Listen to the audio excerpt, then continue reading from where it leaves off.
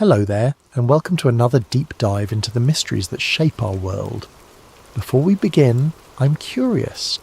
How has your day been treating you? What time is it where you are right now? And what corner of this vast world are you listening from? Whether you're settling in for the evening, starting your morning, or somewhere in between, I'm grateful you've chosen to spend this time exploring the shadows of hidden history with us. If you find yourself drawn to these stories of suppressed truths and forgotten discoveries, please consider subscribing to Sleep Theories. Your support helps us continue uncovering the narratives that powerful forces would prefer remain buried. Now, let me tell you about a frequency that could have changed everything, and the man who paid the ultimate price for discovering it, Dr. Lionel Ashcroft's personal audio log. July 3rd, 1953, 11:47 p.m. The oscilloscope doesn't lie. 27.6 kHz, amplitude modulated at precisely 440 Hz. Under the microscope I watched them die, not the patient's healthy cells, but the malignant ones. They simply ruptured, like tiny balloons filled with water, exposed to a sound they couldn't withstand. Margaret thinks I'm losing my mind. She found me in the basement laboratory at 3 a.m. again, surrounded by frequency generators and slides of tissue samples. How do I explain to my wife that I may have stumbled upon the most significant medical breakthrough in human history? How do I tell her that the Wellmere Trust didn't fund this research out of philanthropic interest, but because they know exactly what I'm chasing? The mathematics are elegant in their simplicity. Every cell has its own resonant frequency, the rate at which its molecular structure naturally vibrates. Healthy cells, with their organised DNA and regulated mitosis, maintain frequencies within a predictable range. But cancer cells, with their chaotic reproduction and damaged genetic code, vibrate at distinctly different rates. They're like instruments out of tune in an otherwise harmonious orchestra. Royal Rife was onto something in the 1930s, though his approach was crude compared to what we can achieve now. Where he used visible light frequencies, I've discovered that radio waves, properly modulated, can penetrate deeper into tissue while maintaining their destructive precision against malignant cells. The implications terrify me as much as they exhilarate me. Wellmere Trust Internal Memorandum of July 8th, 1953. Classification restricted. From Director Harrison Blackwood. To Board of Trustees. Ashcroft Project Status Update. Gentlemen, Dr. Ashcroft's progress exceeds our most optimistic projections. His frequency-based therapy has demonstrated a 96% success rate in destroying laboratory-cultured carcinoma cells while leaving healthy tissue completely unharmed. More importantly, his first human trials, conducted without institutional oversight or FDA knowledge, show equally promising results. However, I must report growing concerns about the doctor's discretion. He has begun questioning the terms of our funding agreement and has expressed desire to publish his findings in mainstream medical journals. As discussed in our previous meeting, such disclosure would be problematic for our stakeholders in the pharmaceutical sector. I recommend we proceed to Phase 2 of containment protocols immediately. The Ashcroft research must not reach public scrutiny. H. Blackwood, Dr. Lionel Ashcroft's personal audio log, July 16th, 1953, 2:33 a.m. Something is wrong. I returned to the laboratory tonight to find my frequency generators recalibrated and my cell cultures contaminated. This wasn't an accident. Someone with extensive knowledge of my work has been here. Margaret received a phone call today from a man claiming to represent the Medical Ethics Board at Johns Hopkins. He asked pointed questions about my research methods and whether I had been conducting unauthorized human experiments. The caller knew details about my work that I haven't shared with anyone outside the Wellmere Trust. I've made copies of everything: the frequency calculations, the cellular destruction footage, the patient treatment records. I've embedded the mathematical formulas into musical compositions, written in a code only I understand. If something happens to me, perhaps another researcher will one day decipher the melody that could save millions of lives. The Trust owns this building, funds my equipment, pays my salary. I've been so naive to think they wanted to help humanity. They want to control the cure, not release it. I fear I may have discovered something too powerful for the world to handle. Police report, Hartford Fire Department, July 17th, 1953. At approximately 3:47 a.m, officers responded to reports of a structure fire at 1247 Elm Street, identified as the Wellmere Research Facility. Upon arrival, the building was fully engulfed in flames. No personnel were found on the premises. Fire Chief Morton has ruled the cause as electrical failure, likely due to the extensive electronic equipment housed in the basement laboratory. The intense heat of the fire has made recovery of research materials impossible. Dr. Lionel Ashcroft, primary researcher at the facility, has not been located. His vehicle was found abandoned approximately 3 miles from the fire scene. Missing person investigation has been opened. Property damage total, $47,000. Casualties, none confirmed. Status, case closed pending further evidence.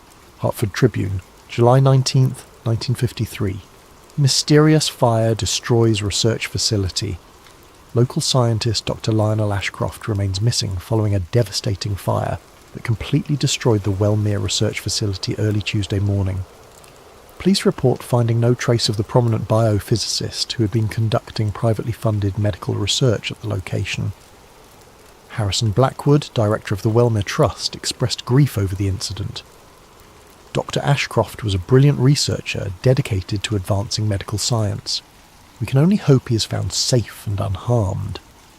The fire's intensity prevented investigators from recovering any research materials or determining the exact nature of Dr. Ashcroft's work. Mrs. Margaret Ashcroft declined to comment for this story. Interview transcript, Clara Voss, freelance journalist. Date, October 15th, 2023. Location, St. Mary's Hospice, Philadelphia. Subject, Elias Drumlin, former executive, Pinnacle Pharmaceuticals. The fluorescent lights hummed overhead as I adjusted my recording device, studying the frail man propped against hospital pillows. Elias Drumlin had contacted me through encrypted channels, claiming he had information about suppressed medical research that would change everything I thought I knew about modern healthcare. At 78, with liver cancer eating him alive, Drumlin had nothing left to lose.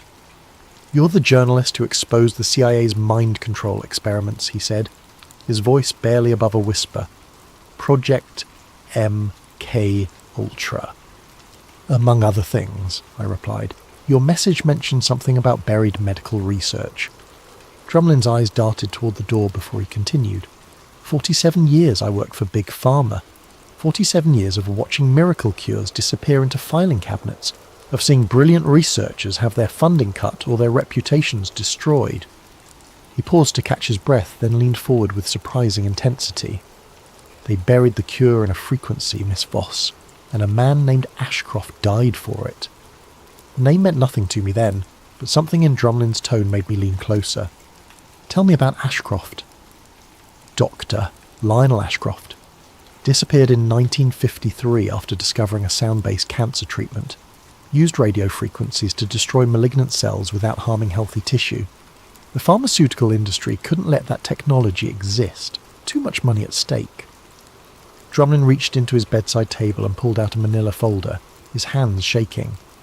"I kept copies, company memos, patent applications that were mysteriously rejected, death certificates of researchers who got too close to rediscovering Ashcroft's work." I opened the folder.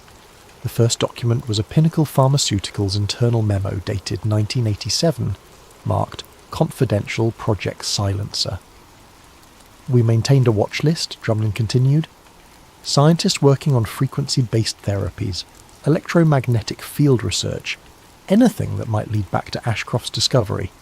When someone got close, we'd either recruit them, discredit them, or what? Use your imagination, Miss Voss." Personal research notes, Clara Voss. October 20th, 2023. 5 days of digging through archived medical journals and suppressed research papers. The name Ashcroft appears exactly once in mainstream scientific literature. A brief mention in the proceedings of the 1954 International Symposium on Experimental Biophysics. The reference is cryptic. The unfortunate loss of Dr. Ashcroft and his promising work on cellular resonance frequencies. That's it. Nothing else in 69 years of medical publications. But the absence of information is information itself. I've located Dr. Ashcroft's daughter, Isolde Ashcroft Chen, now 73 and living in Portland, Oregon. According to public records, she's been fighting a legal battle for decades to have her father declared officially dead so she can access his personal effects, which remain sealed in a safety deposit box. She agreed to meet with me. Interview transcript, Clara Voss, October 25th, 2023. Location, Pioneer Courthouse Square, Portland, Oregon. Subject, Isolde Ashcroft Chen. Isolde Ashcroft Chen sat across from me at a small cafe table, her hands wrapped around a cup of tea she hadn't touched. Despite her age, her eyes held the sharp intelligence I imagined her father possessed. I was 21 when he disappeared, she began without preamble, old enough to understand that the official story was bullshit. What do you remember about his work? He was obsessed with sound. Our house was always filled with strange tones and frequencies. He'd play these haunting melodies on the piano, compositions he claimed contained mathematical formulas. Mother thought he was having a breakdown. Isolde pulled out an old photograph showing a man in a lab coat standing next to complex electronic equipment. This was taken a week before the fire. Look at his face, Miss Voss. Does this look like a man planning to abandon his family and disappear forever? The photograph showed Dr. Ashcroft smiling with obvious excitement, his eyes bright with discovery. Not the expression of someone contemplating escape. The night he vanished, I heard him in his study until almost 3 a.m. He was recording something, speaking into his dictaphone in that careful, precise way he used for his research logs. I crept downstairs and listened at the door. What did you hear? He kept saying the same phrase over and over, 27.6 kilohertz, amplitude modulated at 440 hertz. Then he said something about hiding the truth in music, where they'd never think to look. Isolde's voice broke slightly. The next morning, he was gone. The research facility burned down. The police found his abandoned car but never found him. They claimed he staged his own disappearance, but I know better. My father didn't run away, Miss Voss. Someone made him disappear. She slid a small brass key across the table. Safety deposit box at First National Bank. I've been fighting for 70 years to access whatever he left behind. Maybe it's time someone with your reputation took a look. Personal research notes, Clara Voss, November 2nd, 2023. The safety deposit box contained a treasure trove of documents Isolde had never been allowed to access.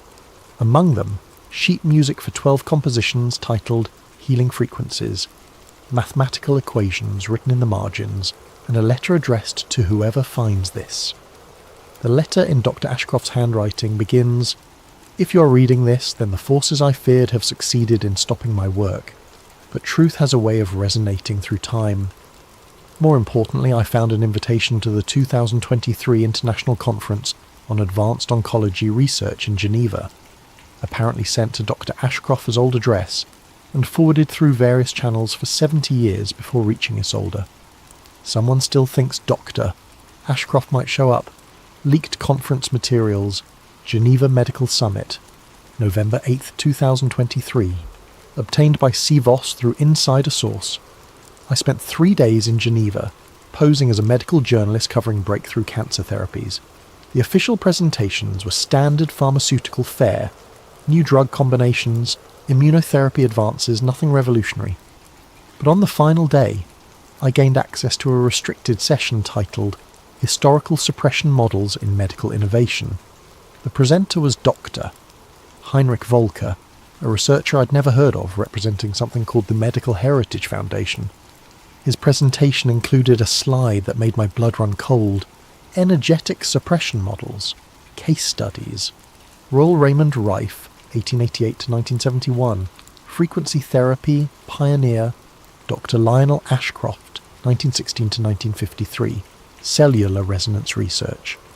Dr. Hulda Clark, 1928 to 2009. Bioelectric treatment protocols. Status. All research lines successfully terminated. Successfully terminated. During the coffee break, I approached a younger researcher who had been taking extensive notes during Volker's presentation. Dr. Niels Marlowe, electromagnetic field specialist from Cambridge, was clearly disturbed by what he'd heard. "This isn't medical history," he whispered, glancing around nervously. "This is a hit list." Interview transcript, Clara Voss, November 8th, 2023. Location, Hotel Beau Rivage, Geneva. Subject, Dr. Niels Marlowe, Cambridge University. Marlowe agreed to meet me privately after recognising my name from previous investigative reports.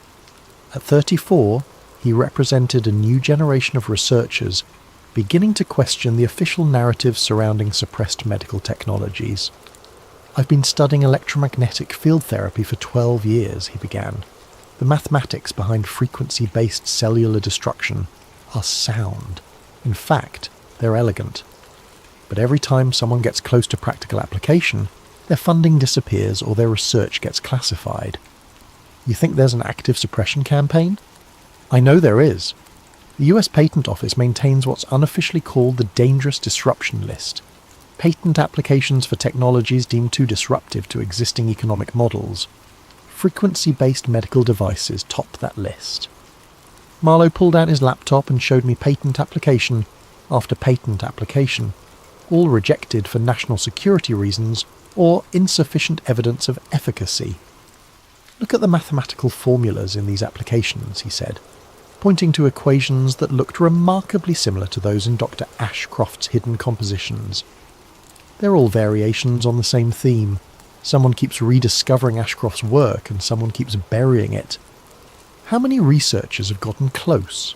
17 that I can document over the past 30 years. 12 died in accidents. 3 committed suicide. 2 simply vanished. The room suddenly felt very cold.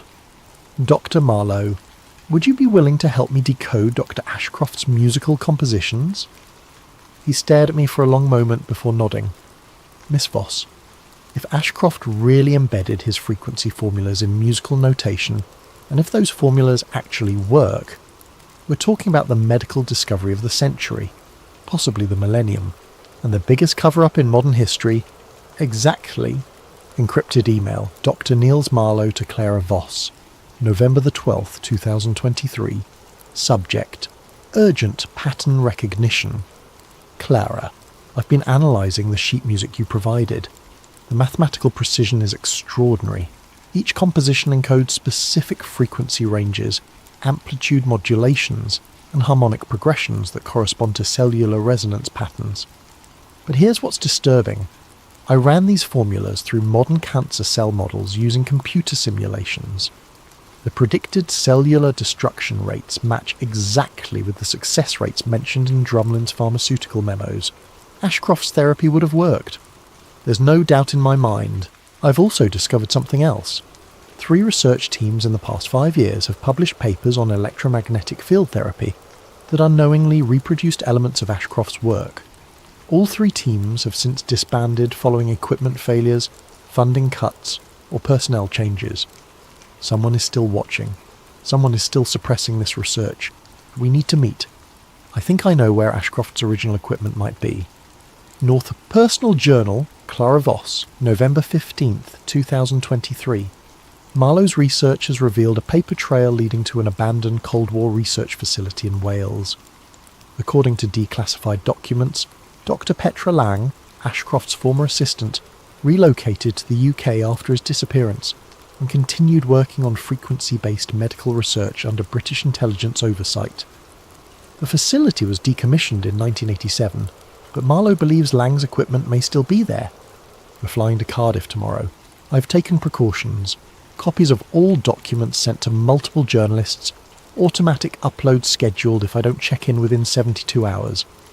If Drumlin was right about the lengths these people will go to protect their secrets, this could be dangerous. But the world deserves to know the truth about the cure they buried. Field Notes, Clara Voss, November 18th, 2023. Location, abandoned research facility, Brecon Beacons, Wales. The bunker sits hidden in the Welsh countryside like a concrete tumour buried in green hills. According to Marlowe's intelligence contacts, this facility housed classified medical research from 1954 to 1987, including Dr. Petra Lang's continuation of Ashcroft's frequency experiments. We arrived at dawn, equipped with electromagnetic field detectors, portable recording equipment, and 30 years of suppressed research papers. The facility's outer security was long since abandoned, but the inner laboratories required Marlowe's electronic expertise to access. Lang didn't just continue Ashcroft's work, Marlowe explained as we descended into the underground complex. She perfected it. The main laboratory was a time capsule from the 1980s. Analog frequency generators, primitive computers, and walls covered with electromagnetic field calculations. But at the centre of the room sat something that made my breath catch. A complete frequency therapy device labelled Ashcroft Protocol Mark 7. Jesus Christ, Marlowe whispered, it's all here. Audio recording, Clara Voss. November 18th, 2023, 2:47 p.m. Location, Underground Laboratory, Wales. We've been here for 6 hours, documenting everything. The laboratory contains not just Lang's equipment, but her complete research files, 33 years of frequency therapy development, patient treatment records, and correspondence with intelligence agencies. According to her notes, Lang successfully treated over 400 cancer patients between 1954 and 1987 using refined versions of Ashcroft's frequency protocols. The success rate was 94%. 94%. Marlowe is currently downloading data from Lang's computer systems. The frequency generators still function. We've tested them on tissue samples we brought from Cambridge. The cancer cells rupture exactly as Ashcroft's original logs described. But here's the most chilling discovery. Lang's final research notes, dated December 1987, describe visits from American pharmaceutical representatives offering her retirement packages in exchange for destroying her work. Her last entry reads, "They've given me 2 weeks to dismantle everything. I've hidden backup devices in 3 locations. Someone will eventually rediscover what Lionel started. The truth resonates through time." Emergency audio log, Dr. Niels Marlowe, November 18th, 2023, 4:23 p.m. Clara is outside uploading files to our secure servers while I finish documenting the frequency generators. We've discovered calibration notes in Lang's handwriting that improve on Ashcroft's original formulas by over 30%. This technology could eliminate cancer as a terminal disease within a decade. But I'm hearing vehicles approaching, multiple engines moving fast. Clara was right to take precautions. If something happens to us, the truth is already out there. We've uploaded everything to WikiLeaks, sent copies to 12 medical journals, and programmed automatic releases to major news outlets. They can stop us, but they can't stop the signal. Incident report, classified, November 18th, 2023. Location, Brecon Beacons facility. Operation, silent frequency. Subjects Clara Voss and Dr. Niels Marlowe were intercepted during unauthorized access to decommissioned research facility. Subject Marlowe was detained for questioning. Subject Voss escaped on foot with unknown quantity of classified materials. Facility has been secured and all remaining research materials destroyed per Protocol 7. Cover story of gas leak explosion prepared for local authorities. Dr. Marlowe's interrogation is ongoing. Subject claims to have already disseminated research data, but digital forensics have confirmed successful interception of all upload attempts.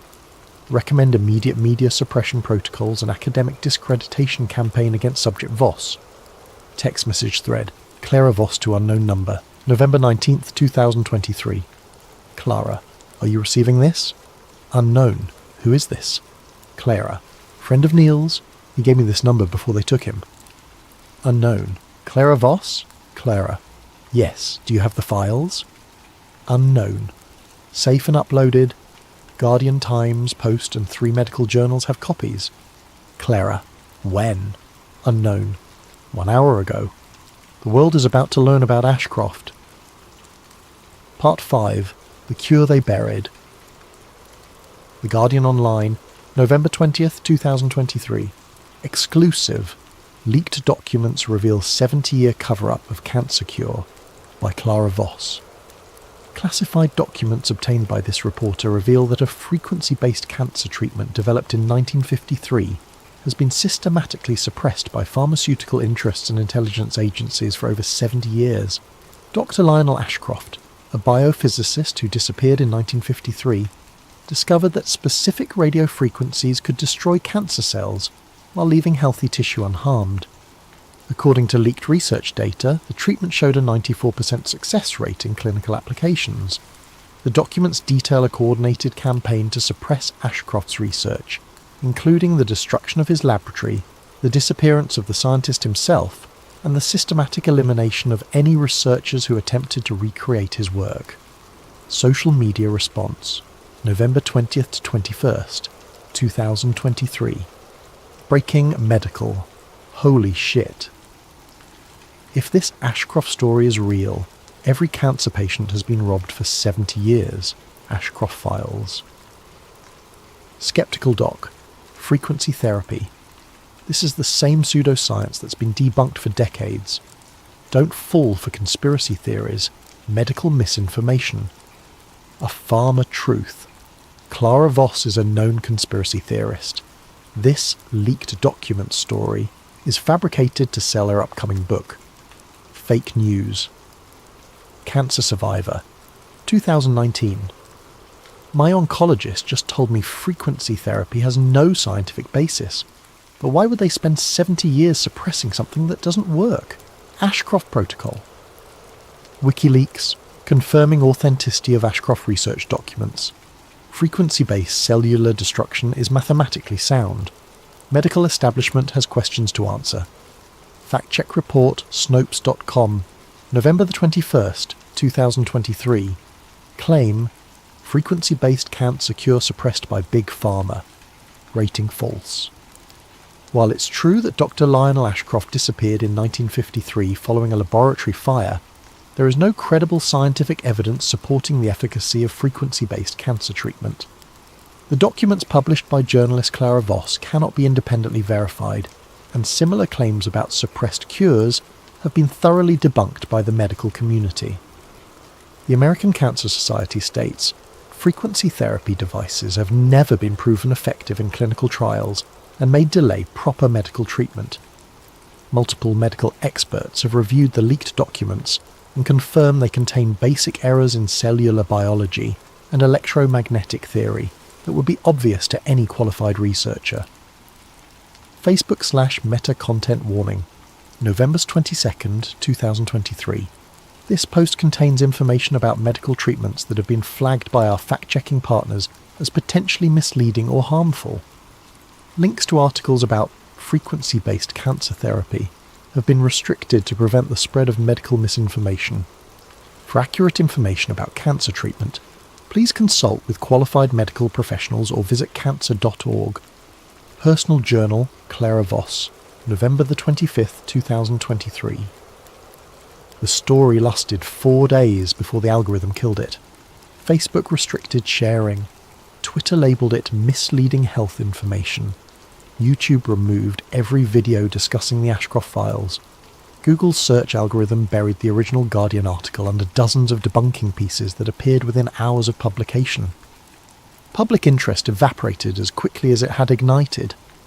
The leaked documents, containing 70 years of suppressed research, mathematical proofs and clinical evidence, were dismissed as sophisticated forgeries by medical authorities who refused to examine the actual scientific content.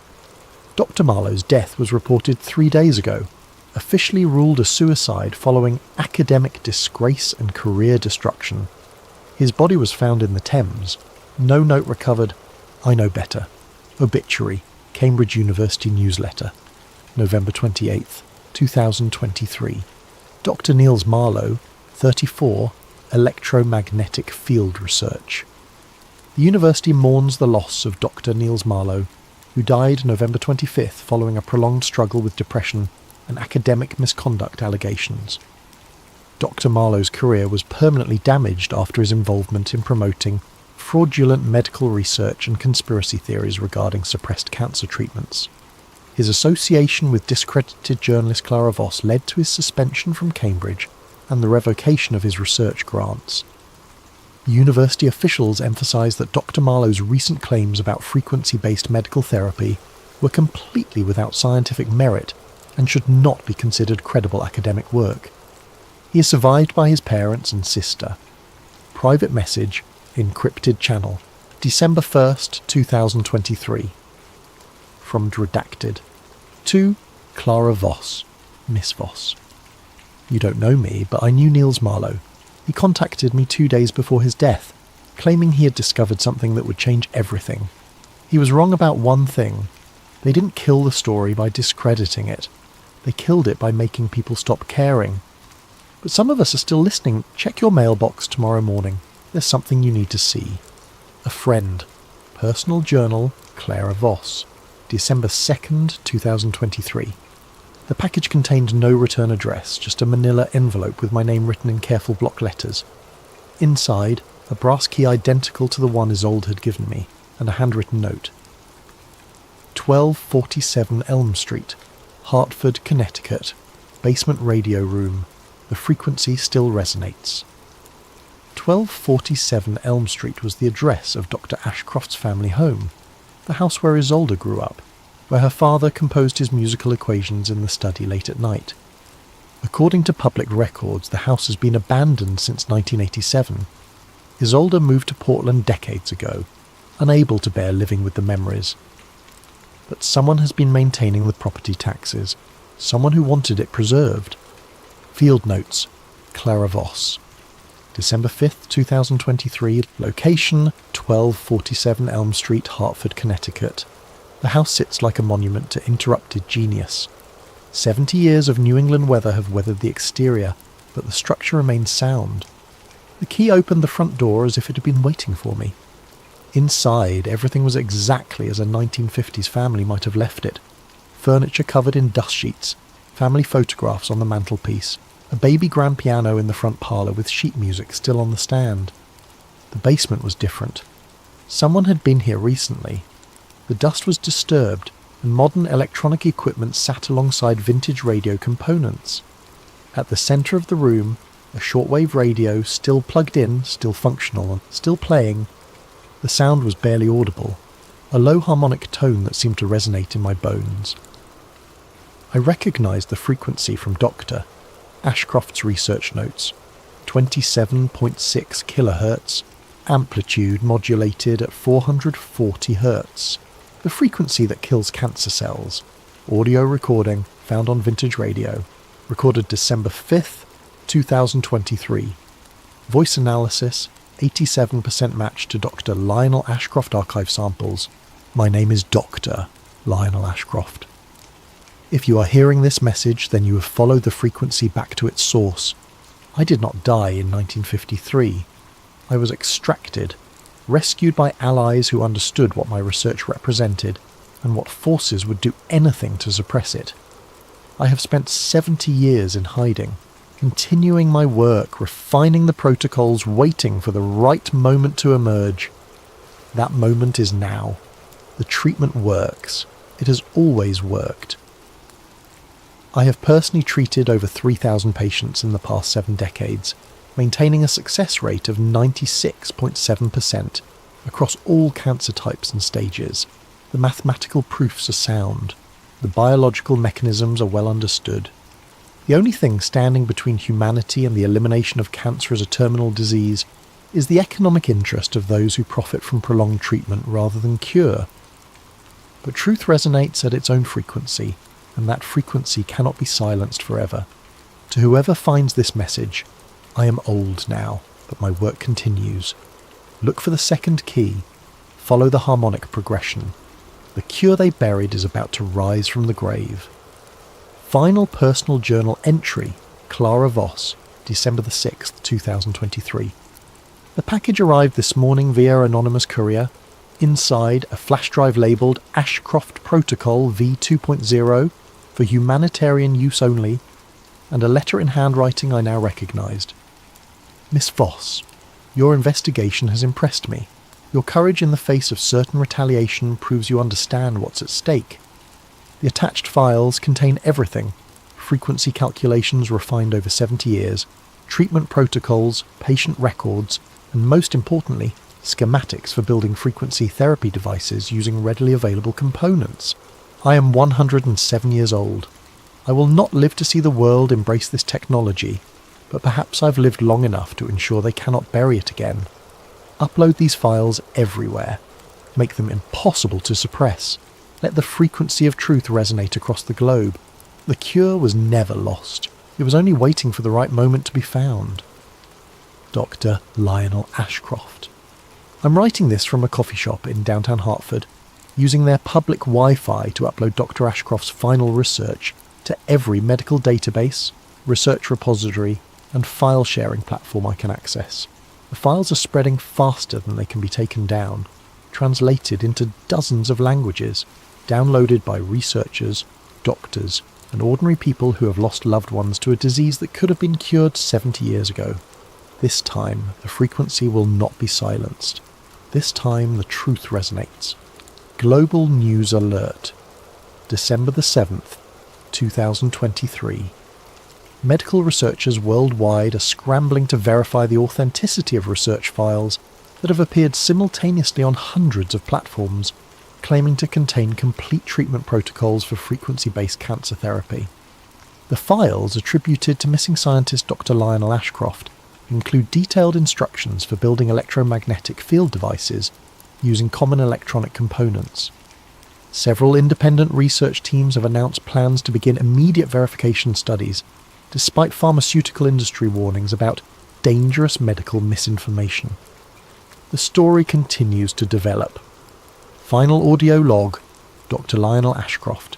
Date unknown. The frequency of truth cannot be suppressed forever. It finds a way to resonate through time, through consciousness, through the very fabric of reality itself.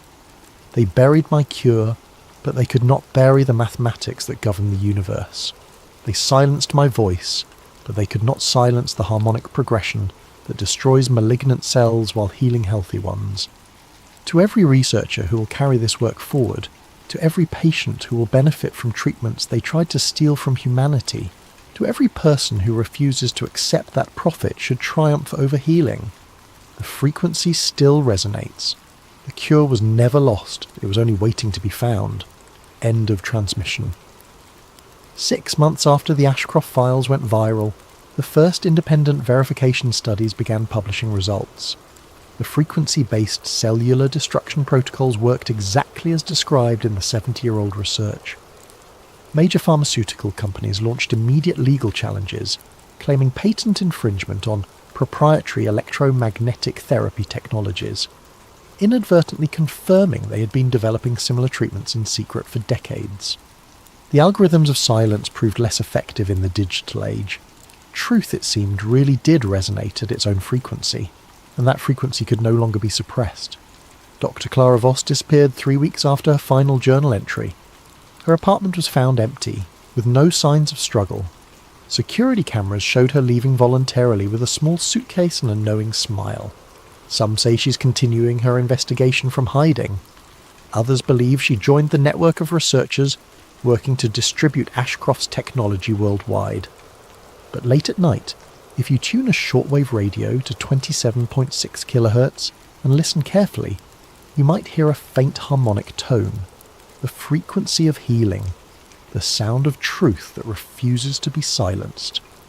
The Ashcroft protocol lives on, transmitted through the airwaves by those who understand that some discoveries are too important to remain buried. In research labs and basement workshops around the world, people are building the devices that pharmaceutical giants spent 70 years ensuring would never exist. Cancer rates are beginning to drop in ways that statisticians cannot explain through conventional treatments alone. Patients are experiencing remissions that medical textbooks insist are impossible. The frequency of healing spreads like a virus through the scientific community, unstoppable, undeniable, and ultimately unstoppable. Dr. Lionel Ashcroft may have spent 7 decades in hiding, but his greatest discovery has finally found its voice. The cure they buried has risen from the grave, resonating at the frequency of hope itself. And somewhere in the static between radio stations, if you listen with more than your ears, you can still hear the echo of a man who refused to let humanity's greatest healing tool remain silent forever. The frequency continues to resonate. The truth cannot be buried twice.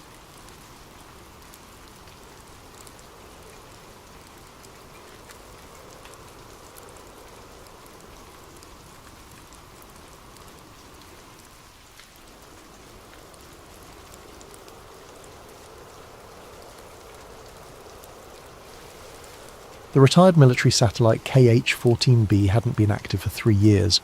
Officially decommissioned after budget cuts forced the Pentagon to consolidate their orbital surveillance network. So when Nova Chen's custom frequency scanner picked up an encrypted data burst, routing through its dormant transponder at 3:47 a.m., she knew someone was playing with fire. "Lynx, you need to see this," she calls across the converted warehouse that serves as their operations centre. The space looks like a digital graveyard. Servers humming in stacks, screens casting blue light across walls covered in network diagrams and corporate org charts connected by red string. Welcome to the underground. Lynx Rodriguez slides his chair over, steam rising from his 4th cup of coffee. At 32, his face carries the weight of someone who's seen the machinery of power from the inside. Former NSA turned whistleblower turned ghost. What's the signature? Military-grade encryption, but it's using deprecated protocols. Whoever sent this wanted it to look old, forgotten. Nova's fingers dance across 3 keyboards simultaneously. But the timestamp is fresh. Someone's using dead satellites to hide active communications. Jax looks up from their corner workstation, purple hair catching the monitor glow. How fresh! 15 minutes ago. The warehouse falls silent except for the eternal hum of cooling fans. Professor Kale emerges from the makeshift lab in the back corner, adjusting his wire-rimmed glasses. At 58, he's the oldest member of their group, a disgraced virologist whose career ended when he asked too many questions about certain pandemic-era research protocols. "Did you crack it?" Kale asks, approaching with the careful steps of someone who's learned to expect bad news. Nova's screen fills with cascading code as her decryption algorithms chew through layers of obfuscation. Almost. There. The file materializes. Project Aegis 2030.enx. Aegis, Lynx mutters. That's not good. Aegis was a classified program I remember from my NSA days. Theoretical population management scenarios. Theoretical, Nova repeats, clicking open the file. Let's see how theoretical it still is. The document unfolds across her screen like a digital autopsy report. Code fragments, data tables, implementation timelines. Her eyes scan the contents, and her expression shifts from curiosity to confusion to something approaching horror. "Guys," she says, her voice dropping to a whisper, "this isn't about surveillance, this isn't about control." Jack spins their chair around. "What is it about?" Nova's hands tremble slightly as she highlights a section of code. Variables with names like fertility, reduction, vectors, genetic selection, protocols, and population ceiling enforcement. "It's about extinction," she breathes. "Mass vaccination campaigns, supply chain disruptions, climate-based selection zones." She reads directly from the screen. Phase implementation. Reduce global population to sustainable levels through coordinated biological and environmental interventions. Target timeline 2030. Acceptable retention rate 6 to 8% of current population. The silence stretches like a held breath. 6 to 8%, Kyle repeats slowly, of 7 billion people. "That's not population control," Link says, his intelligence training kicking in as he processes the implications. "That's genocide with a spreadsheet." Nova scrolls deeper into the document, her face pale in the monitor light. "There's more. Listen to this. This initiative represents a fundamental reset of the human species. Traditional methods of population management through war, famine, and disease have proven insufficient to address the accelerating resource depletion crisis. Project Aegis represents a coordinated approach to ensure species survival through selective reduction." "Species survival," Jax echoes. "They're talking about us like we're livestock." "No," Nova corrects, her voice hollow. "Livestock are valuable. We're weeds they want to clear from the garden." Kale sits down heavily, his scientific mind wrestling with the implications.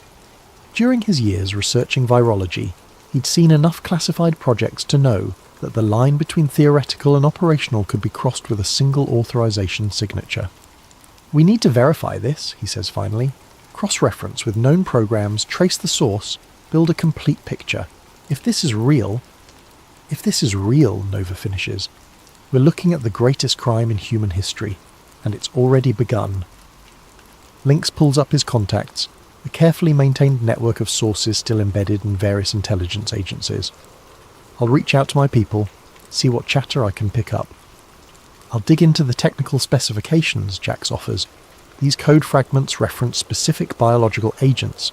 If they're using existing research, there'll be traces in academic databases." Nova saves the file to their secure server and begins setting up multiple backup protocols.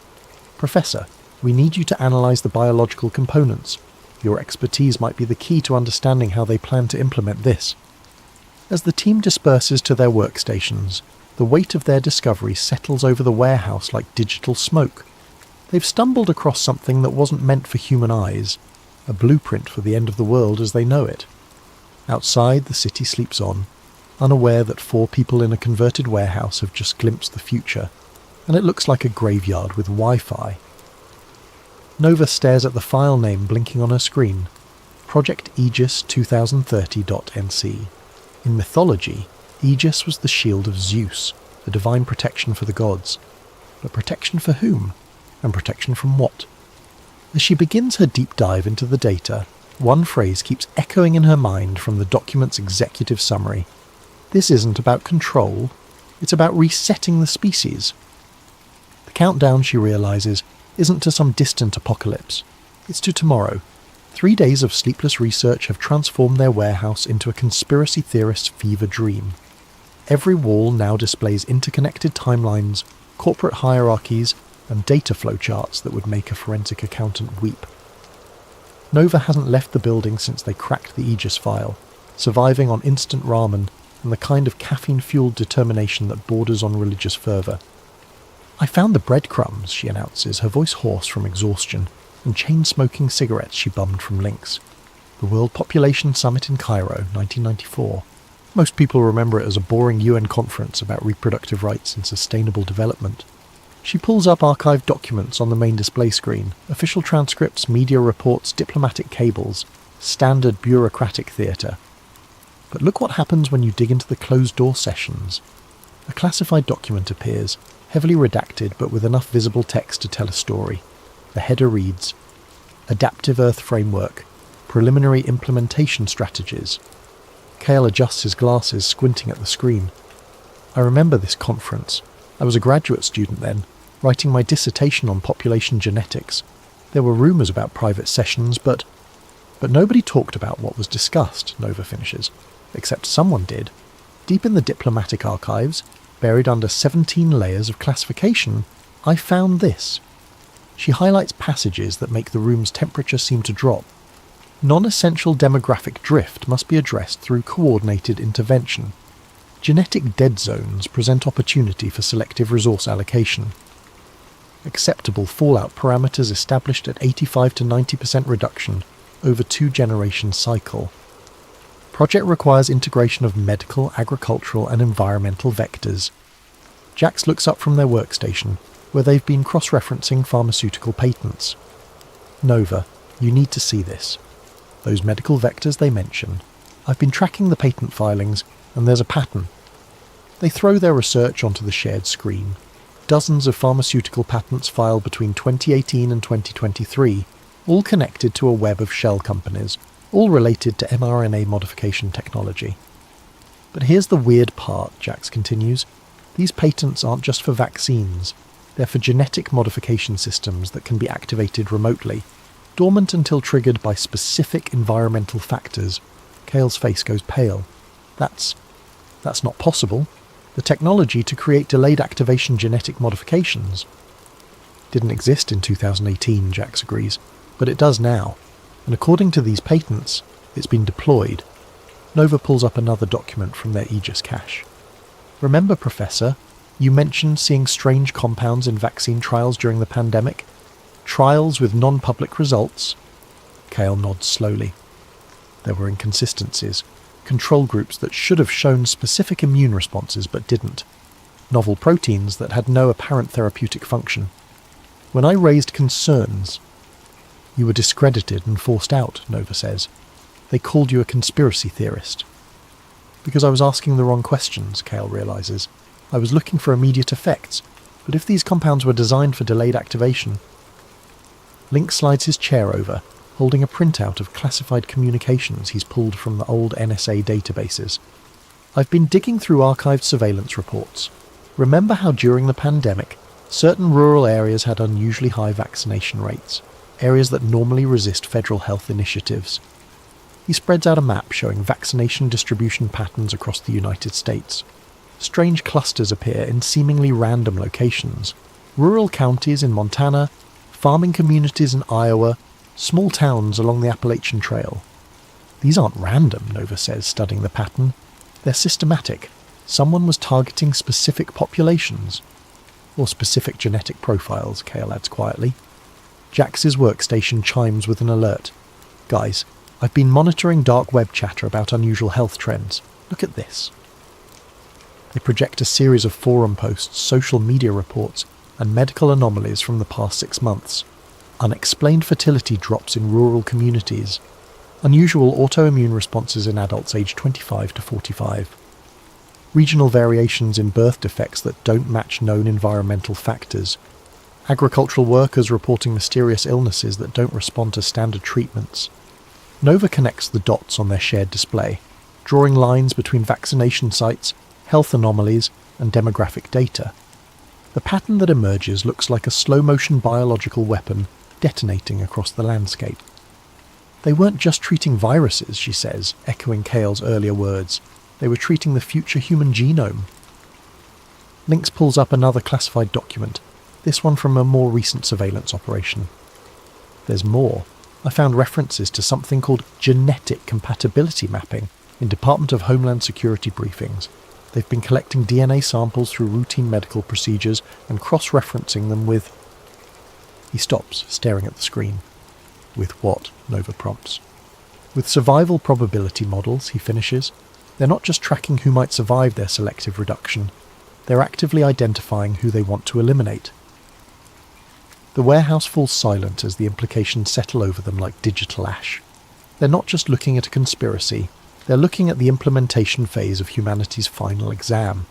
And most of the class is about to fail. Kale stands up slowly, his scientific mind finally accepting what his moral instincts have been screaming. We need to understand the full scope. If they've weaponized the medical system, the agricultural system, the environmental monitoring system, then they've turned civilization itself into a weapon, Nova completes. As if summoned by their conversation, Jax's monitoring systems light up with alerts. Encrypted traffic spike on the satellite networks, same routing pattern as the original Aegis transmission. Nova rushes to her decryption station. They're talking again. If we can intercept this... The file downloads slowly, each percentage point feeling like an eternity. When it finally opens, it's not code this time. It's a video conference recording. Meeting minutes, Lynx realizes, from yesterday. Nova's hand hovers over the play button. Once they watch this, there's no going back.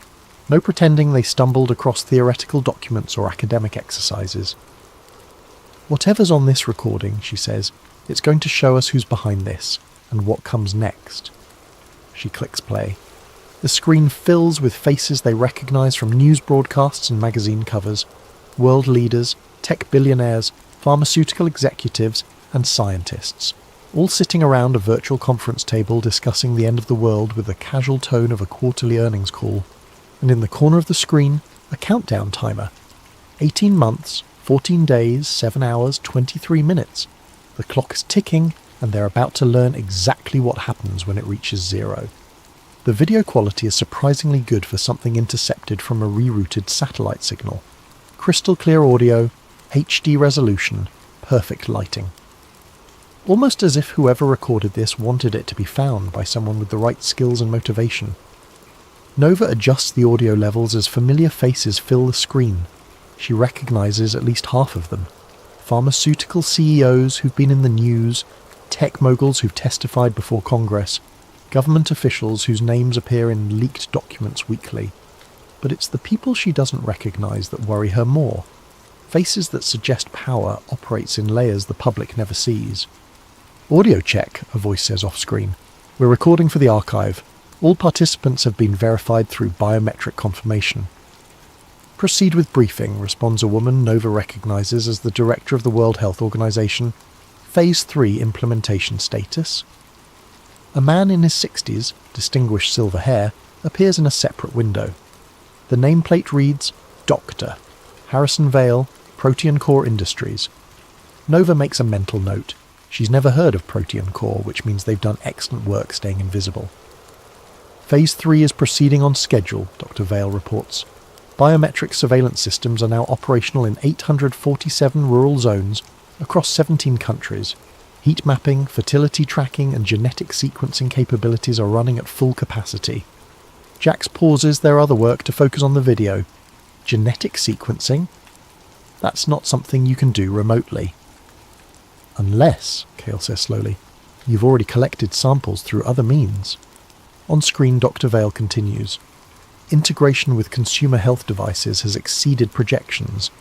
Voluntary data submission through fitness trackers, smartphones, and IoT medical devices now covers 73% of target demographics in developed nations. Nova feels her blood turn cold. She looks at the fitness tracker on her own wrist, a gift from her sister 2 Christmases ago. The little device that's been monitoring her heart rate, sleep patterns, stress levels.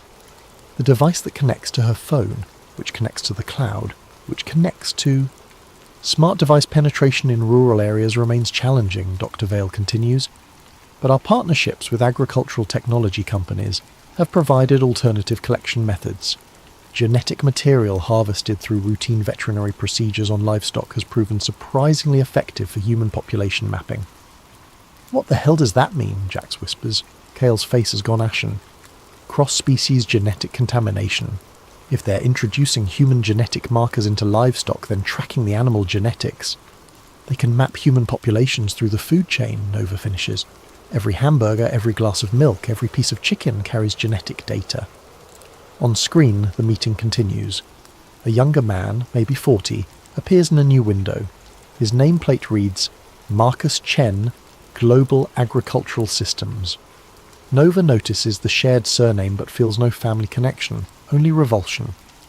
Agricultural vector deployment is exceeding expectations, Marcus reports.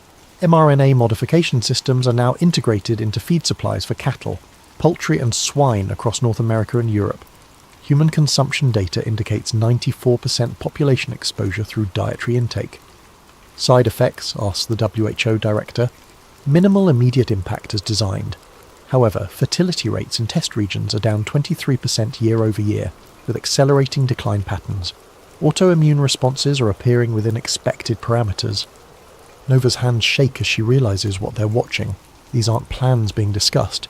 These are progress reports on operations already in motion. Lynx leans closer to the screen. That voice. I know that voice.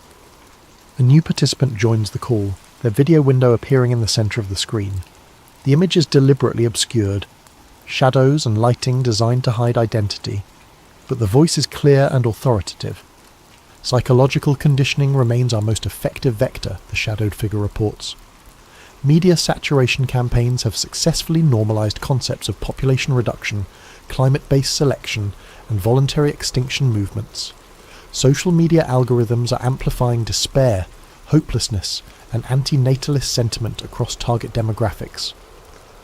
Mental fatigue campaigns, the WHO director asks, exceeding projections. Suicide rates in target age ranges are up 34% year over year. Birth rates continue declining as planned. Most importantly, resistance to authority has decreased significantly.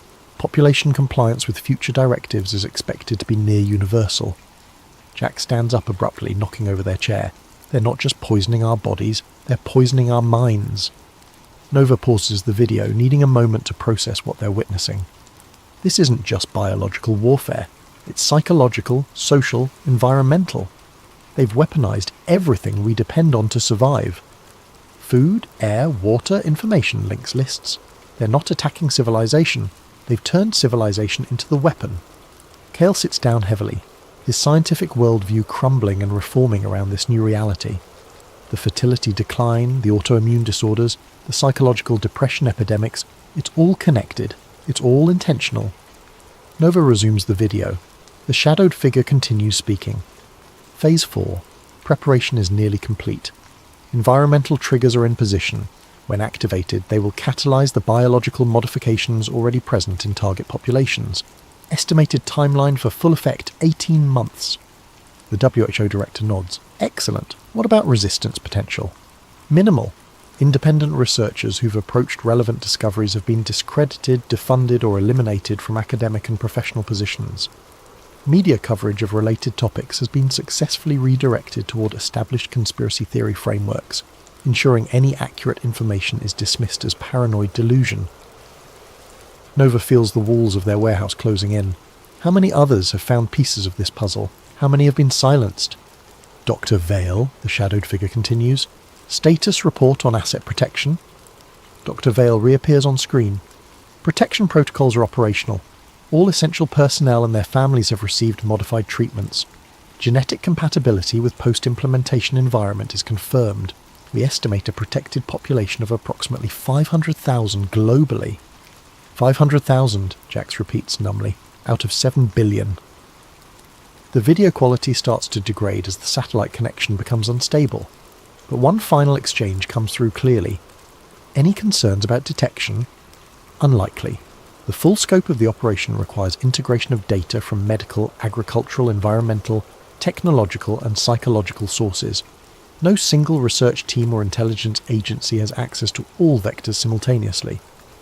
Except, the WHO director adds with something approaching dark humour, they would need to be simultaneously expert in cryptography, intelligence gathering, virology, social engineering, and information systems. The shadowed figure laughs. The probability of such a team existing with access to the right data and the motivation to pursue it is essentially zero. The connection dies, leaving their warehouse in silence. Nova, Lynx, Jax, and Cale look at each other across the digital evidence of humanity's planned extinction. Well, Nova says finally, I guess we're essentially zero. But as the four of them return to their workstations, preparing to dive deeper into the nightmare they've uncovered, none of them notice the small indicator light on Jax's communication system. The light that shows someone has been monitoring their network traffic. The light that means their essentially zero probability team has just become a confirmed threat. The light that means Phase 4 might be starting ahead of schedule. The warehouse's early warning system starts screaming at 4:17 a.m., 3 hours after they finished analysing the intercepted conference call. Nova jolts awake from her desk, where she'd fallen asleep reviewing genetic modification patents. The screens around her flash red as multiple intrusion detection systems trigger simultaneously. "Lynx!" she shouts, adrenaline cutting through exhaustion. "We've got company!" Lynx rolls out of his sleeping bag, grabbing his laptop and a go bag he keeps permanently packed, old habits from his intelligence days. What kind of company? The kind that uses military-grade network penetration tools, Nova responds, her fingers flying across keyboards as she tries to lock down their systems. Someone's been watching us.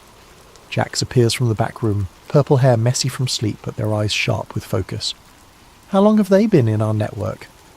"Unknown," Nova admits, fighting a losing battle against the intrusion. "But they've got root access to our communication systems.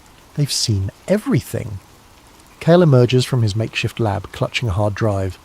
"I've backed up all the biological data to an isolated system. If we lose the main servers..." "We're losing everything," Nova confirms, watching as file after file disappears from their local storage. They're not just infiltrating, they're sanitizing, removing all traces of what we've found. But even as their digital fortress crumbles around them, Nova's mind races ahead to their backup protocols. Years of paranoia have taught her to prepare for exactly this scenario.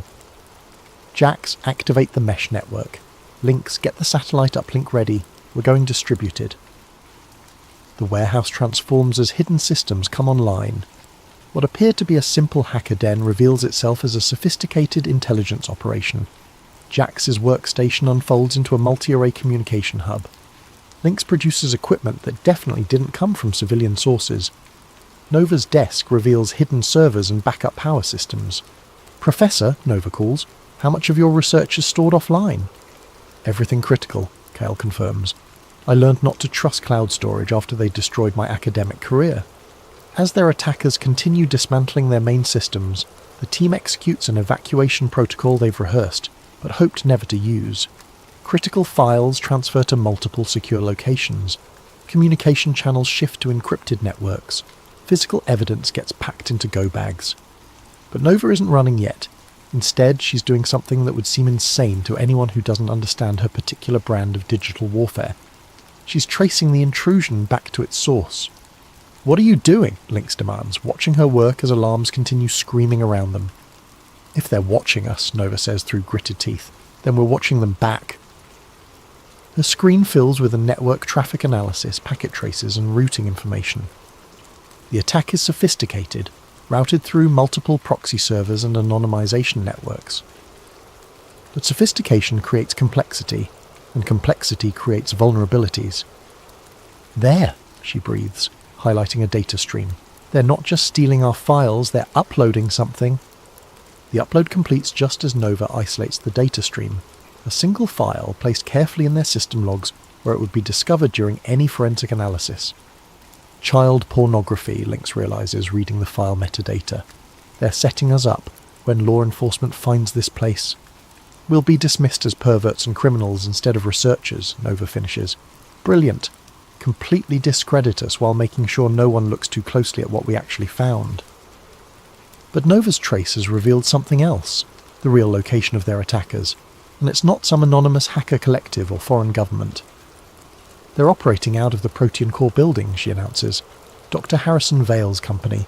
The same people we watched discussing humanity's extinction 3 hours ago. Jax finishes packing their equipment. "We need to leave, now." But Nova is still working, her fingers moving with the desperate speed of someone who knows this might be their last chance. Not yet. If they're monitoring us in real time, if they know what we've discovered, then they know we're a threat, which means... Her screen fills with a new data stream. Not an attack this time, but intercepted communications from the Protean Core building. They're having an emergency meeting, she realizes. Right now, about us. She patches the audio through their speakers, and suddenly the warehouse fills with voices they recognize from the earlier recording. "Confirmed they have the Phase 3 documentation," Dr. Vale's voice reports. "Full technical specifications, implementation timelines, biological modification protocols." "How is that possible?" The WHO director's voice sounds strained. "That information is compartmentalized across 17 different security classifications. Unknown, but their research capabilities suggest state-level intelligence resources. We may have a coordinated opposition." A new voice joins the call, the shadowed figure from the earlier recording, though now speaking with urgent authority rather than calm confidence. "Irrelevant. They know enough to compromise the entire operation if they go public. We need immediate containment." "What kind of containment?" Dr. Vale asks. "Total. The team, their research, their facility. Make it look like a lab accident. Chemical fire, explosion, whatever ensures complete evidence destruction." Nova's blood turns to ice as she realizes what they're planning. "How long do we have?" the WHO director asks. "Tactical team is en route, 20 minutes. Nova starts shutting down systems, her movements sharp with controlled panic. "We're blown. They're sending a kill team." 20 minutes? Jax checks their watch. "That's not enough time to..." "It's enough time to do one thing," Nova interrupts, pulling up her final contingency protocol. "We can't save ourselves, but we can save the evidence." She begins uploading their complete research archive to a decentralized network. Blockchain-based storage systems that can't be deleted or controlled by any single authority. But the upload is massive, and their internet connection is already compromised. "Upload time, 17 minutes, her system reports. 3 minutes to spare, Link says grimly, checking his weapons, if their timeline is accurate. But as if summoned by his words, new alarms start screaming. Motion sensors around the warehouse perimeter. Thermal imaging detecting multiple vehicles approaching from different directions. They lied about the timeline, Nova realizes. The team is already here. Through the grimy windows, they can see black SUVs surrounding the building. Tactical lights sweep across the walls. Radio chatter echoes from outside, professional, coordinated, lethal. Upload progress, 32%, her computer announces. Nova looks at her team, her friends, her fellow travellers in the digital underground. Jax with their fierce intelligence and boundless optimism. Lynx with his warrior's honour and protective instincts. Kale with his scientist's dedication to truth above comfort. "I need 8 more minutes to finish the upload," she says quietly.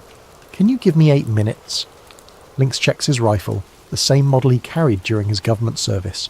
Against a professional tactical team? In an indefensible position? He looks around the warehouse, their home, their sanctuary, their last stand. "Yeah," he says finally, "we can give you 8 minutes. As the first breaching charges explode against the warehouse doors, Nova's fingers continue dancing across her keyboard, uploading humanity's final testimony to the digital wind. Outside, boots pound against concrete and orders are shouted in tactical shorthand. Inside, 4 people who stumbled across the end of the world fight to make sure someone, somewhere, will know what really happened to the human race. The upload bar crawls toward completion, 47%, 48%, Sasipgu Peosentu, and in the distance sirens wail, though whether they're coming to help or to clean up the mess, nobody can tell. Upload progress, 73%. Nova's fingers move across the keyboard with mechanical precision, even as automatic weapons fire tears through the warehouse's steel walls. Lynx and Jax have improvised a defensive position behind stacked servers, returning fire with the small arsenal Lynx maintained for exactly this scenario. Kyle crouches beside Nova, clutching his backup drives like sacred relics. "How much longer?" Lynx shouts over the gunfire, ejecting an empty magazine. 3 minutes, Nova responds, sweat dripping onto her keyboard as she maintains the upload connection, despite power fluctuations from damaged systems. A tactical team member appears at a broken window. Jax takes him down with a shot that would make their grandfather proud. The same grandfather who taught them to shoot cans off fence posts in rural Oregon, never imagining his lessons would one day be used to defend the future of human civilization. Upload progress, 81%. "Nova!" Kale shouts, pointing at the main screen. "They're jamming our satellite connection." She looks up to see their upload speed dropping rapidly. The decentralized network storage is failing as targeted electromagnetic pulses disrupt their communication arrays. Years of preparation, layers of redundancy, multiple backup systems, all being systematically neutralized by an enemy who understands their capabilities better than they understand themselves. "Switch to the hardline," she orders, pulling cables from emergency ports hidden beneath the floor. "If the satellites are down, we go terrestrial." But even as she reroutes their connection through buried fibre-optic cables, her screens show the truth. Their attackers aren't just soldiers. They're technicians, equipped with signal intelligence gear and digital warfare tools. This isn't a military assault, it's a surgical data extraction and elimination operation. Upload progress, 89%. They're inside the network, Nova realizes, watching as files begin corrupting during transfer. They're not jamming the connection, they're poisoning it. Malicious code floods through their internet connection, targeting not just their local systems, but the destination servers themselves. Wherever they try to upload their evidence, the same destructive algorithms follow, erasing data as fast as they can transmit it. 90 seconds, Lynx reports, reloading his rifle. "That's all I can give you." Nova's mind races through alternatives. Local storage, compromised. Cloud servers, compromised. Peer-to-peer networks, compromised. Everywhere they turn, the digital tentacles of their enemies have already reached. But there's one option they haven't tried. One network that exists outside the normal channels of internet communication. "Jax!" she shouts. "Emergency radio protocols. Can you reach the ham radio networks?" Jax nods, understanding immediately. While their enemies have prepared for digital warfare, they might not have anticipated analog communication methods, ancient radio technology that predates the internet by decades. As Jax frantically assembles radio equipment, Nova begins compressing their data files into formats suitable for audio transmission. Everything they've discovered about Project Aegis, the population reduction protocols, the biological modification systems, compressed into digital packets that can be transmitted over shortwave radio frequencies. Upload progress, 94%. Transmission corrupted. Their internet connection dies completely as electromagnetic pulse weapons finish destroying their communication arrays. but Jax's radio equipment sparks to life, connecting them to a network of amateur radio operators who maintain communication protocols independent of corporate or government control. "This is Emergency Station Alpha calling CQ Emergency," Jax broadcasts. "We have critical data for immediate relay to all stations. Repeat, critical data for immediate relay." Responses crackle back from radio operators across the country, retired engineers, electronics hobbyists, disaster relief volunteers, people who maintain the last truly free communication network on the planet. Nova begins transmitting their compressed data files, sending fragments to different radio operators with instructions for reassembly and distribution. It's slow, inefficient and incomplete, but it's working. Until the lights go out. Emergency power kicks in, bathing the warehouse in red light as their main electrical systems fail. Through the broken windows they can see technicians working on power lines, systematically isolating the building from the electrical grid. "They're cutting everything," Kale observes. "Power, internet, radio frequency spectrum, complete communication isolation." Nova's laptop switched to battery power, giving her perhaps 10 minutes of operation before total system failure. She continues transmitting data packets over Jax's radio equipment, but the process is agonizingly slow. "Nova!" Lynx calls urgently. "Movement on the roof. They're coming through the skylights." She looks up to see tactical team members rappelling through the warehouse's ceiling. Professional, coordinated, equipped with night vision and thermal imaging. In 30 seconds, they'll have complete control of the space. In 30 seconds, Project Aegis will remain humanity's best-kept secret. But Nova has one final option. One last desperate gambit that violates every principle of operational security she's ever followed. She activates her personal phone's livestream function and begins broadcasting directly to social media. "My name is Nova Chen," she says, looking directly into the camera as gunfire echoes around her. "If you're watching this, you need to know that the world's governments and corporations are planning to kill most of the human race." Her phone screen shows viewer counts climbing rapidly. Hundreds, then thousands of people drawn by the chaos and violence of her livestream. They call it Project Aegis, population reduction through biological modification. They've poisoned the vaccines, contaminated the food supply, weaponized the environmental monitoring systems. Tactical team members breach their defensive position. Lynx falls, blood spreading across the concrete floor. Jax continues working the radio, transmitting data even as red laser sights dance across their chest. "The timeline is 18 months, Nova continues, holding the phone steady despite the chaos. "They've already begun implementation. If you've been vaccinated, if you eat processed food, if you use smart devices, you're already carrying the biological modifications they need to." A tactical team member's rifle butt smashes into her skull, sending the phone spinning across the concrete floor. The livestream continues, showing a sideways view of combat boots and spreading pools of blood, but the damage is done.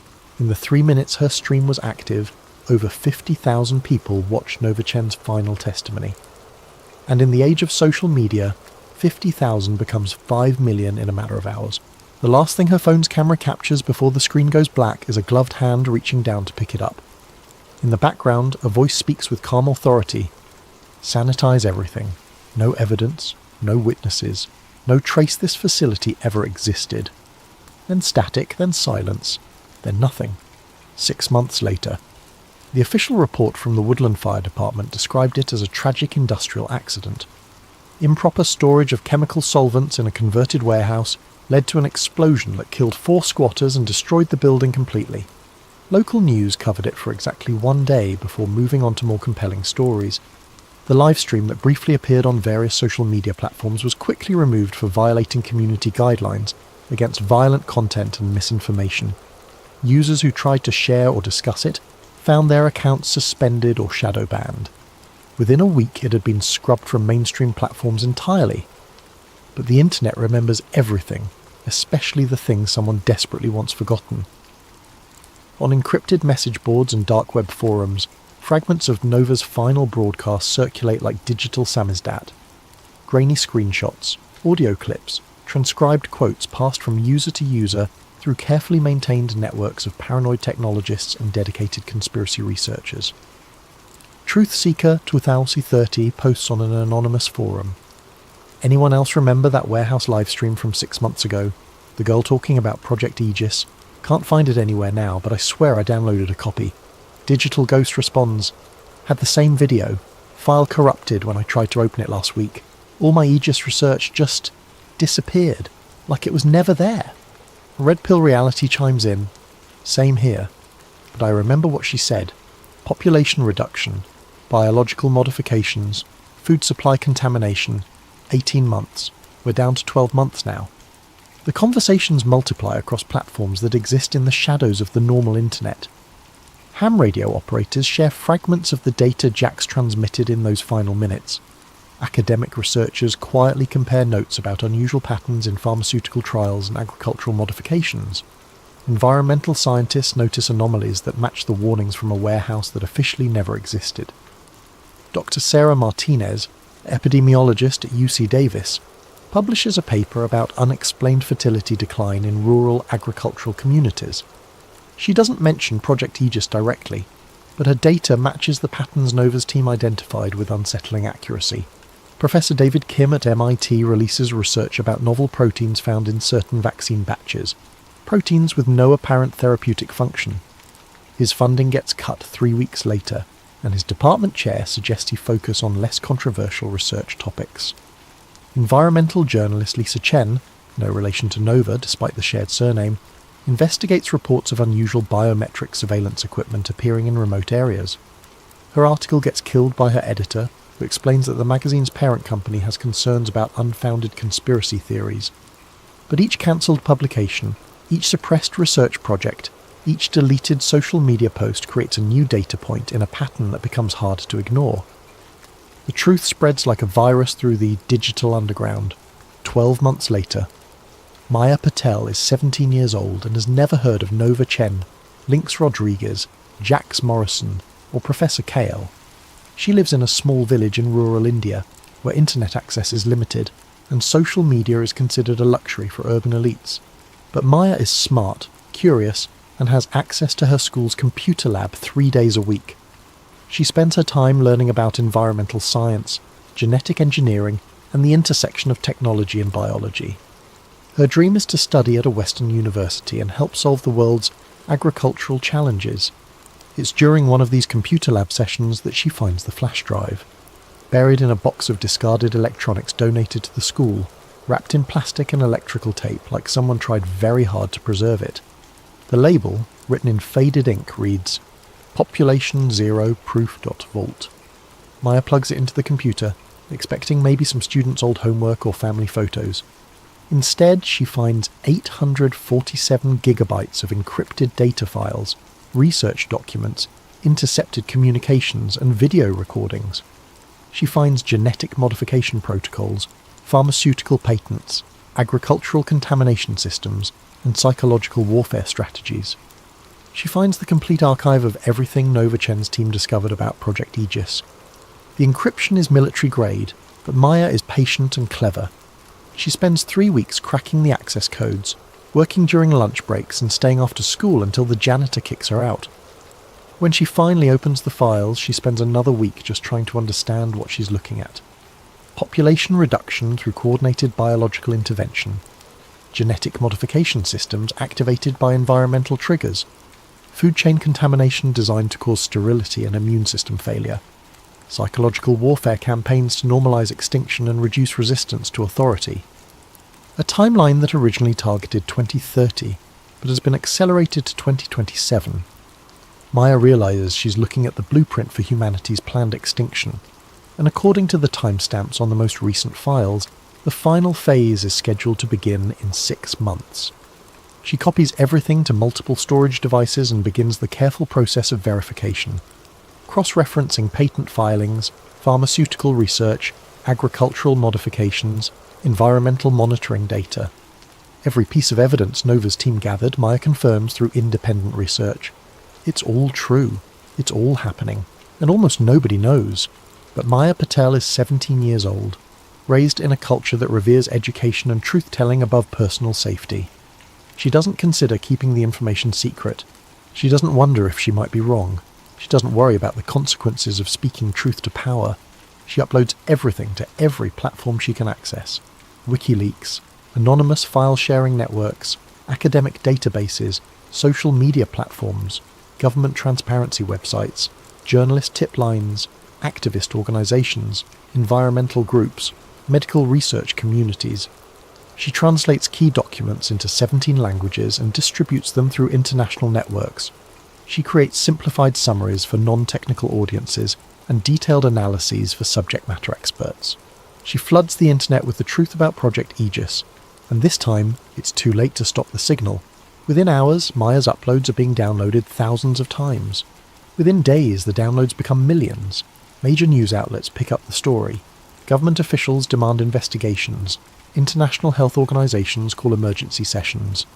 The carefully orchestrated plan to reduce human population through biological warfare becomes the most documented conspiracy in human history. Dr. Harrison Vale attempts to discredit the documents as sophisticated forgeries. The WHO director claims the communications were taken out of context. Government officials deny any knowledge of population reduction protocols. But the evidence is overwhelming, the documentation is comprehensive, and the verification is independent. Too many researchers, in too many countries, using too many different methodologies, all reach the same conclusion. Project Aegis is real, it's operational, and it's working. Global fertility rates have dropped 34% over the past 3 years. Autoimmune disorders have increased 78% in demographics that received certain vaccine formulations. Agricultural workers in modified crop regions show genetic markers consistent with engineered biological agents. Psychological depression and suicide rates have reached historic highs in precisely the age groups targeted by media manipulation campaigns. The population reduction protocol isn't a future threat. It's already killed millions of people.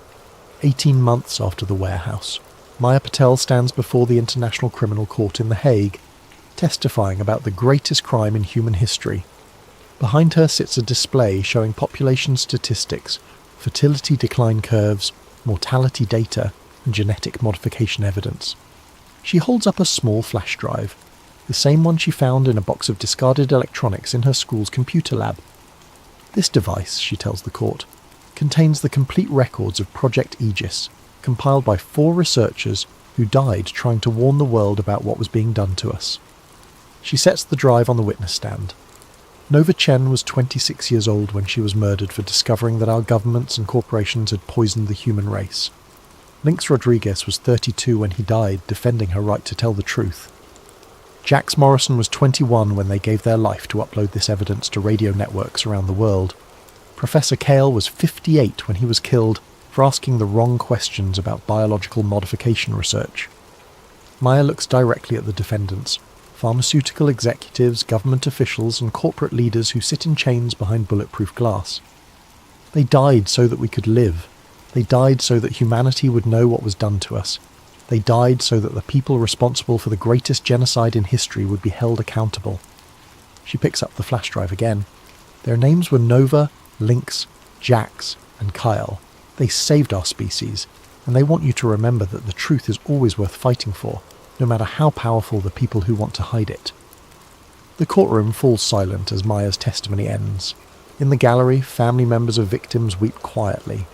In the press section, journalists furiously type stories that will reach billions of readers within hours, and in a small village in rural India, a 17-year-old girl's computer science teacher watches the live broadcast and smiles proudly at his former student. Sometimes the truth finds a way. Sometimes the good guys win. Sometimes 4 people in a warehouse can save the world, even after they're gone. Epilogue. The network remembers, 5 years later, the Maya Patel Institute for Digital Truth and Transparency occupies a gleaming building in New Geneva, funded by reparations payments from the corporations responsible for Project Aegis. Its mission statement, carved in stone above the entrance, reads, "The network remembers everything, especially the things someone desperately wants forgotten." In the lobby, 4 portraits hang side by side. Nova Chen, cryptographer and digital warrior; Lynx Rodriguez, intelligence analyst and protector; Jax Morrison, social engineer and technological prodigy; Professor Kyle, virologist and truth-teller. Beneath their portraits a simple inscription: "They found the code that wasn't meant to be found." Tourists and students pass by the portraits daily. most not knowing the full story of how 4 people in a converted warehouse prevented the extinction of human civilization. But the staff of the Institute know, the researchers working on digital rights and technological transparency know, the activists fighting against corporate surveillance and biological manipulation know. And late at night, when the building is empty and the servers hum quietly in climate-controlled rooms, network traffic monitors occasionally detect unusual patterns in the data streams. Fragments of code that shouldn't exist, routed through pathways that don't appear on any network topology. Some say it's just background noise, artifacts of old systems and deprecated protocols. Others believe it's something more, digital ghosts of 4 researchers who refuse to let death stop their work, still uploading, still broadcasting, still fighting to keep the truth alive in the spaces between the data. The network remembers everything, and sometimes, late at night in the digital underground, the network remembers back. Tonight we're venturing into the heart of European scientific achievement, CERN, the European Organisation for Nuclear Research. But this isn't a story about breakthrough discoveries or Nobel Prize winners. This is about what happens when the pursuit of knowledge becomes something darker, when the tools of science are turned toward purposes that would make even the most hardened conspiracy theorist question their sanity. What I'm about to share with you is presented as fiction, but I want you to consider, as you listen, how much of what you'll hear could be true, how much of it might already be happening right now beneath the peaceful Swiss countryside. The following account was allegedly found in a waterlogged journal near the shores of Lake Geneva in early 2018. The journal belonged to Dr. Lydia Voss, a theoretical physicist who vanished without a trace in November 2017. Her disappearance made local news for exactly 3 days before the story was quietly buried. The journal's pages were filled with increasingly erratic handwriting, scientific equations that make no sense to conventional physics, and symbols that appear to predate written language. This is her story. This is what she claimed to have discovered beneath CERN, and this is why she disappeared. September 15th, 2016. My name is Dr. Lydia Voss, and I need to record this while I still can. While I still remember what normal feels like. I've been a physicist for 12 years, earned my doctorate at Cambridge studying quantum mechanics and multiverse theory.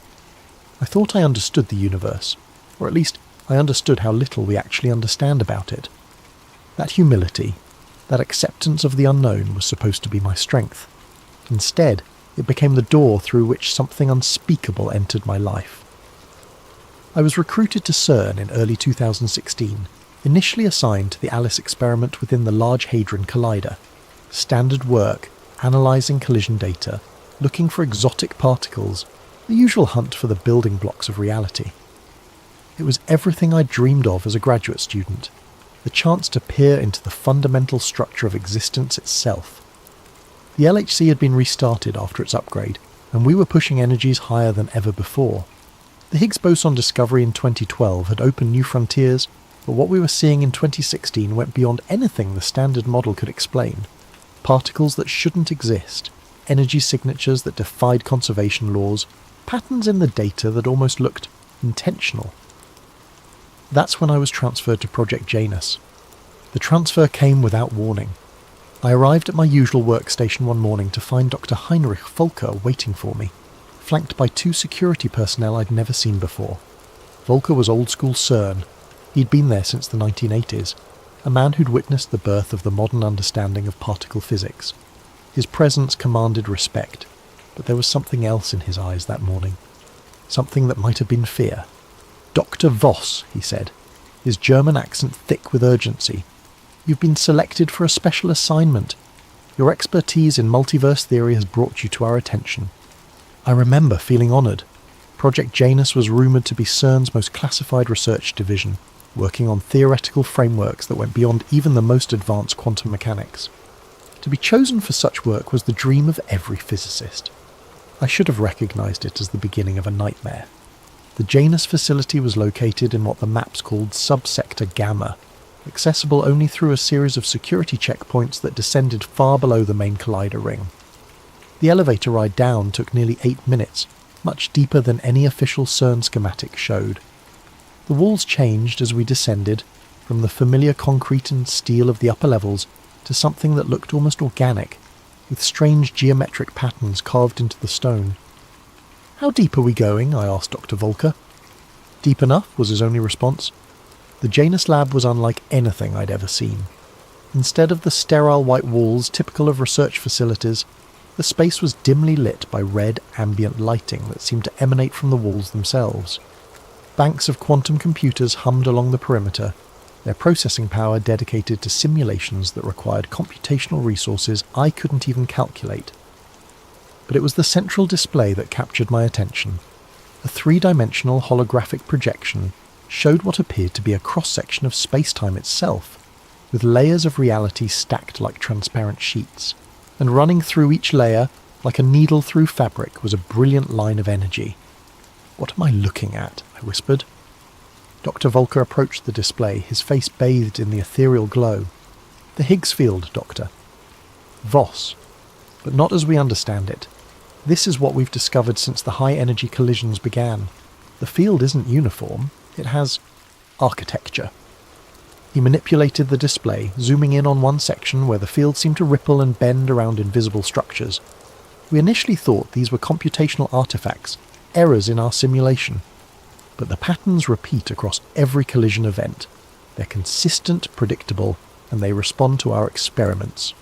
"Respond how?" "Watch."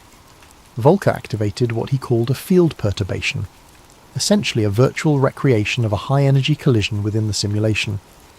As the particles collided, the Higgs field didn't just create mass as expected, it created geometric patterns, crystalline structures that seemed to serve as conduits for something else. "The neutrino deviation patterns," I breathed, recognizing the data signatures. "They're not random. They're being influenced by these structures." "Precisely. And Dr. Voss, we need to understand what's doing the influencing." That night I went home to my small apartment in Meyrin and tried to process what I'd seen.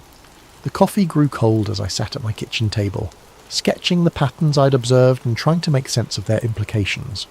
The Higgs field was supposed to be responsible for giving particles mass, but what we'd discovered suggested it might be something far more complex, a substrate through which other forces, other intelligences might operate. I didn't sleep that night. Instead, I found myself researching historical accounts of strange phenomena associated with CERN. Most of it was conspiracy theory nonsense. The usual claims about opening portals to hell or summoning demons. But buried among the ridiculous theories were some unsettling facts. The location of CERN, for instance. The facility was built on the site of an ancient Roman temple dedicated to Apollo, and local folklore spoke of the area as a gateway to the underworld. The organisation's logo featured the number 666 in its design, officially a coincidence, but troubling nonetheless. And there was the Shiva statue, the bronze figure of the Hindu god of destruction placed prominently in the courtyard, dancing eternally above the particle accelerator. But it was a video I found on an obscure forum that truly disturbed me. Dated from 2016, it showed what appeared to be a mock ritual taking place at night near the Shiva statue. Figures in dark robes performed some kind of ceremony while others watched and filmed. The video was grainy, clearly shot from a distance, but something about it felt deeply wrong. The next morning, I brought up the video with Dr. Volker. He laughed it off, explaining that CERN staff occasionally performed pranks to feed the conspiracy theorists who monitored the facility. "Scientists have a sense of humour too, Doctor Voss," he said. "We're not all serious all the time." But I'd studied that video frame by frame, and I was certain I'd recognise two of the figures. Dr. Volker himself was one of them. The other was Dr. Sarah Chen, the project coordinator who'd welcomed me to Janus. When I mentioned this doctor, Volker's expression changed. The casual dismissal vanished, replaced by something cold and calculating. "Dr. Voss," he said carefully, "I think you might be spending too much time on conspiracy websites. Such distractions aren't healthy for a scientist of your calibre." But I could see it in his eyes. He remembered being there, and he knew that I knew. That afternoon, I was assigned to work with Dr. Matteo Greaves, a brilliant researcher who specialised in quantum field theory. Matteo was younger than me, maybe 28, with a kind of passionate intensity that made him perfect for theoretical work. He'd been with Project Janus for 6 months and had already uncovered patterns in the data that defied conventional explanation. The mathematics are wrong, he told me during our first collaboration session, or rather our mathematics are wrong. What we're seeing suggests that the fundamental constants we've built our understanding on are just approximations.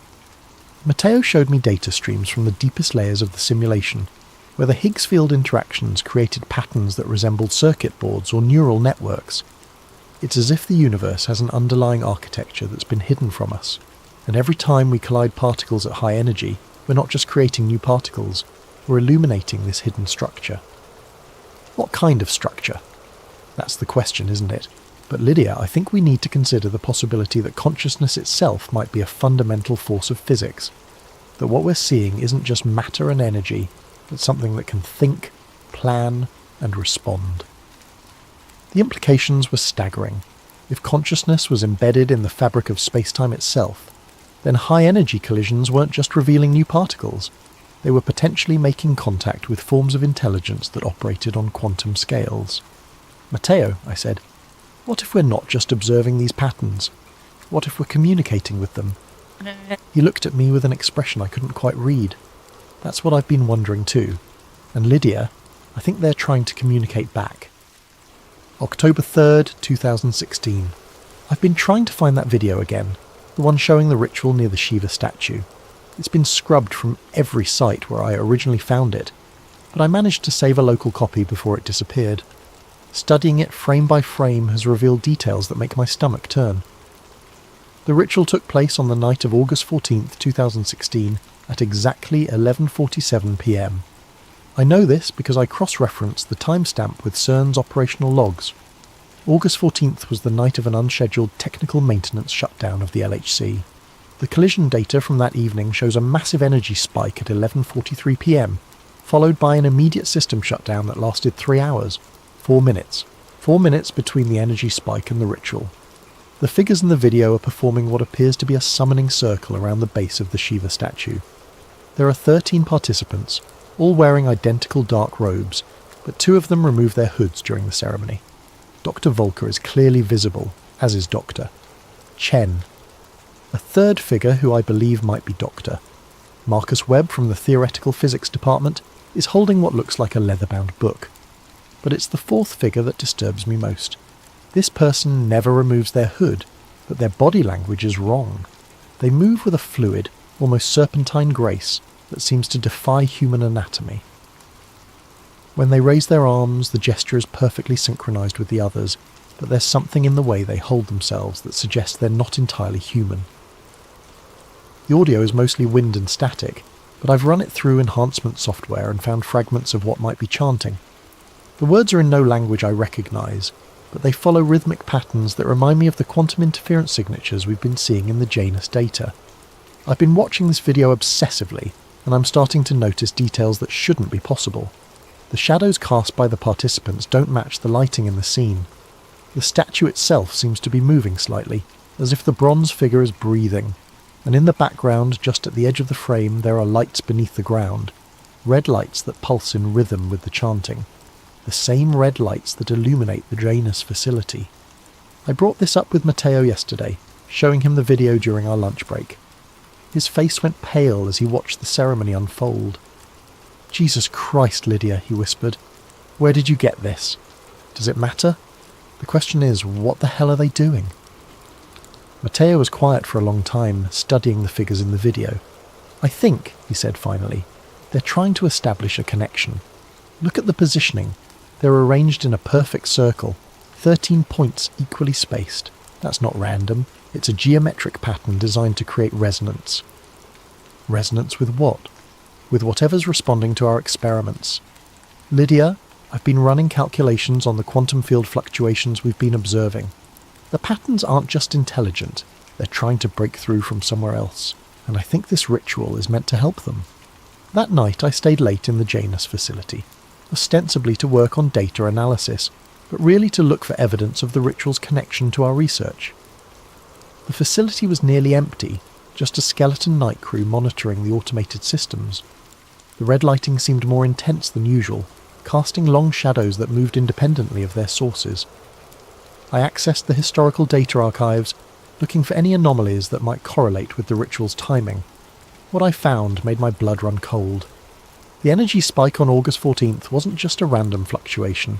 It was a controlled experiment, one that had been planned and executed with surgical precision. The collision energies had been focused on a specific sector of the LHC ring, the sector directly beneath the Shiva statue. But more disturbing was what happened in the minutes following the ritual. The quantum field monitors throughout the facility had detected what the automated systems classified as exotic matter signatures, particles that existed for mere nanoseconds but left traces in the field that persisted for hours. And these traces formed patterns identical to the interference signatures we'd been studying in the Janus project. I was so absorbed in the data that I didn't notice the facility's lights dimming until it was too late. The red ambient lighting was slowly fading, replaced by something that seemed to emanate from the walls themselves, and in that strange illumination I could see that I was no longer alone in the facility. There were figures standing in the shadows at the edges of the room, motionless but somehow alive. They wore the same dark robes as the participants in the ritual video, but their faces were hidden by hoods that seemed to absorb a light rather than simply blocking it.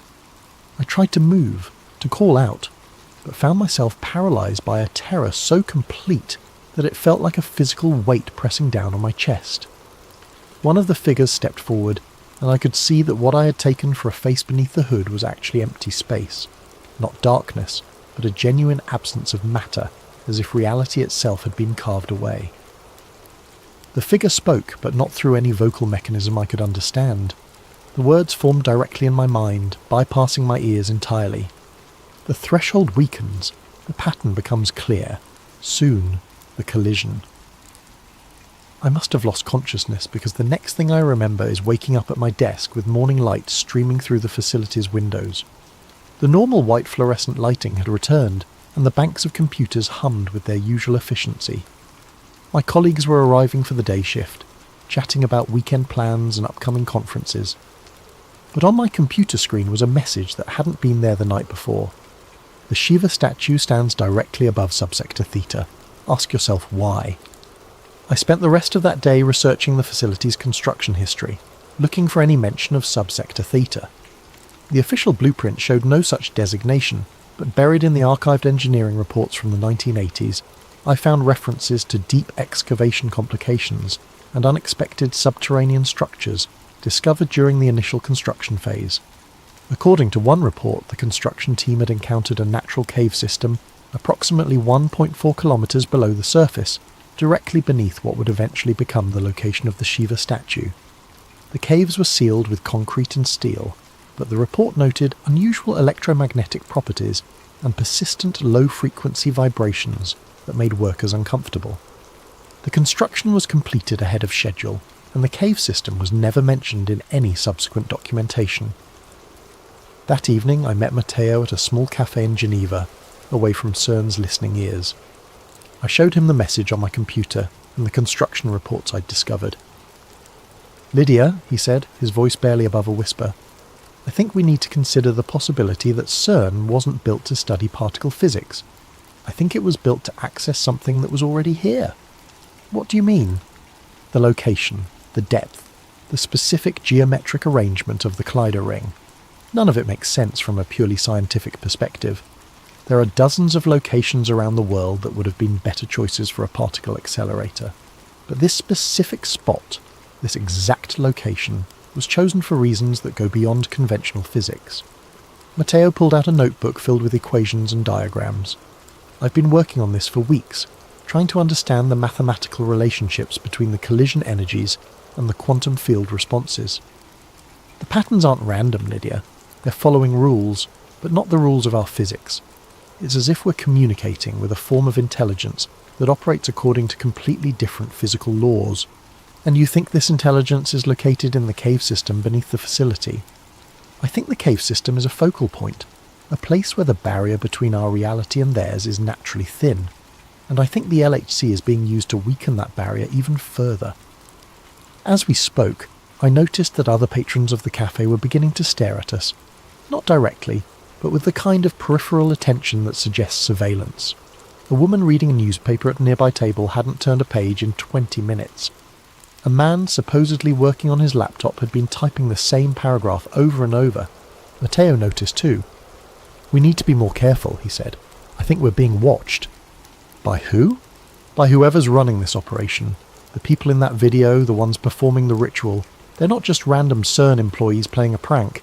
They're part of something organised, something with access to resources and information that go far beyond what any individual research team should have." That night I couldn't sleep. I kept thinking about the figure I'd seen in the facility, the one with the absence where a face should be.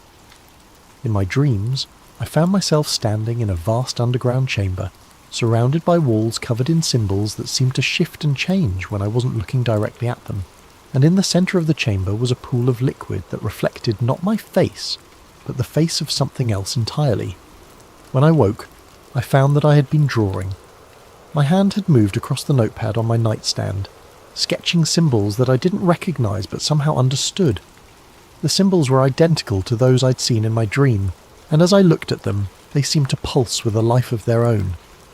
I was becoming part of something I didn't understand, something that was using my knowledge and expertise to achieve goals I couldn't comprehend, and I was beginning to suspect that my recruitment to Project Janus hadn't been a recognition of my talent. It had been a summoning. October 18th, 2016. Matteo is missing. I last saw him 3 days ago, on October 15th, when we were scheduled to run a deep field analysis of the quantum interference patterns. He'd been excited about a breakthrough he claimed to have made, something about translating the interference signatures into recognisable mathematical structures. "I think I've figured out how to decode their language," he told me that morning, his eyes bright with the kind of manic energy that comes from too much coffee and too little sleep. "The patterns aren't just random quantum fluctuations. They're information, Lydia. Structured information that follows grammatical rules." He'd been working with a translation AI, feeding it the wave patterns and asking it to look for matches with known linguistic structures. Most of the results were meaningless, but one pattern had caught his attention. The AI had identified a 73% phonetic match with ancient Sumerian cuneiform, specifically symbols associated with the Abzu, the primordial sea beneath the earth that, in Mesopotamian mythology, served as the domain of the god Enki and the gateway to the underworld. "Abzu," Matteo had said, showing me the translation results, "the deep waters below, the source of all wisdom and all terror." Lydia, what if the ancient myths weren't just stories? What if they were attempts to describe scientific phenomena that primitive cultures couldn't understand? I had been sceptical, but the mathematical precision of the translations was undeniable. The quantum interference patterns weren't just producing random noise, they were forming words, concepts, and ideas that had direct parallels in humanity's oldest recorded mythologies. "The collision energies," Matteo continued, "they're not creating new particles. They're establishing communication protocols with something that's been trying to reach us for thousands of years. And I think it's finally succeeding." That was the last coherent conversation we had. Later that afternoon, Matteo volunteered to monitor the overnight collision sequence, a routine task that involved watching automated systems and recording any anomalies. I offered to stay with him, but he insisted he could handle it alone. The next morning his workstation was empty.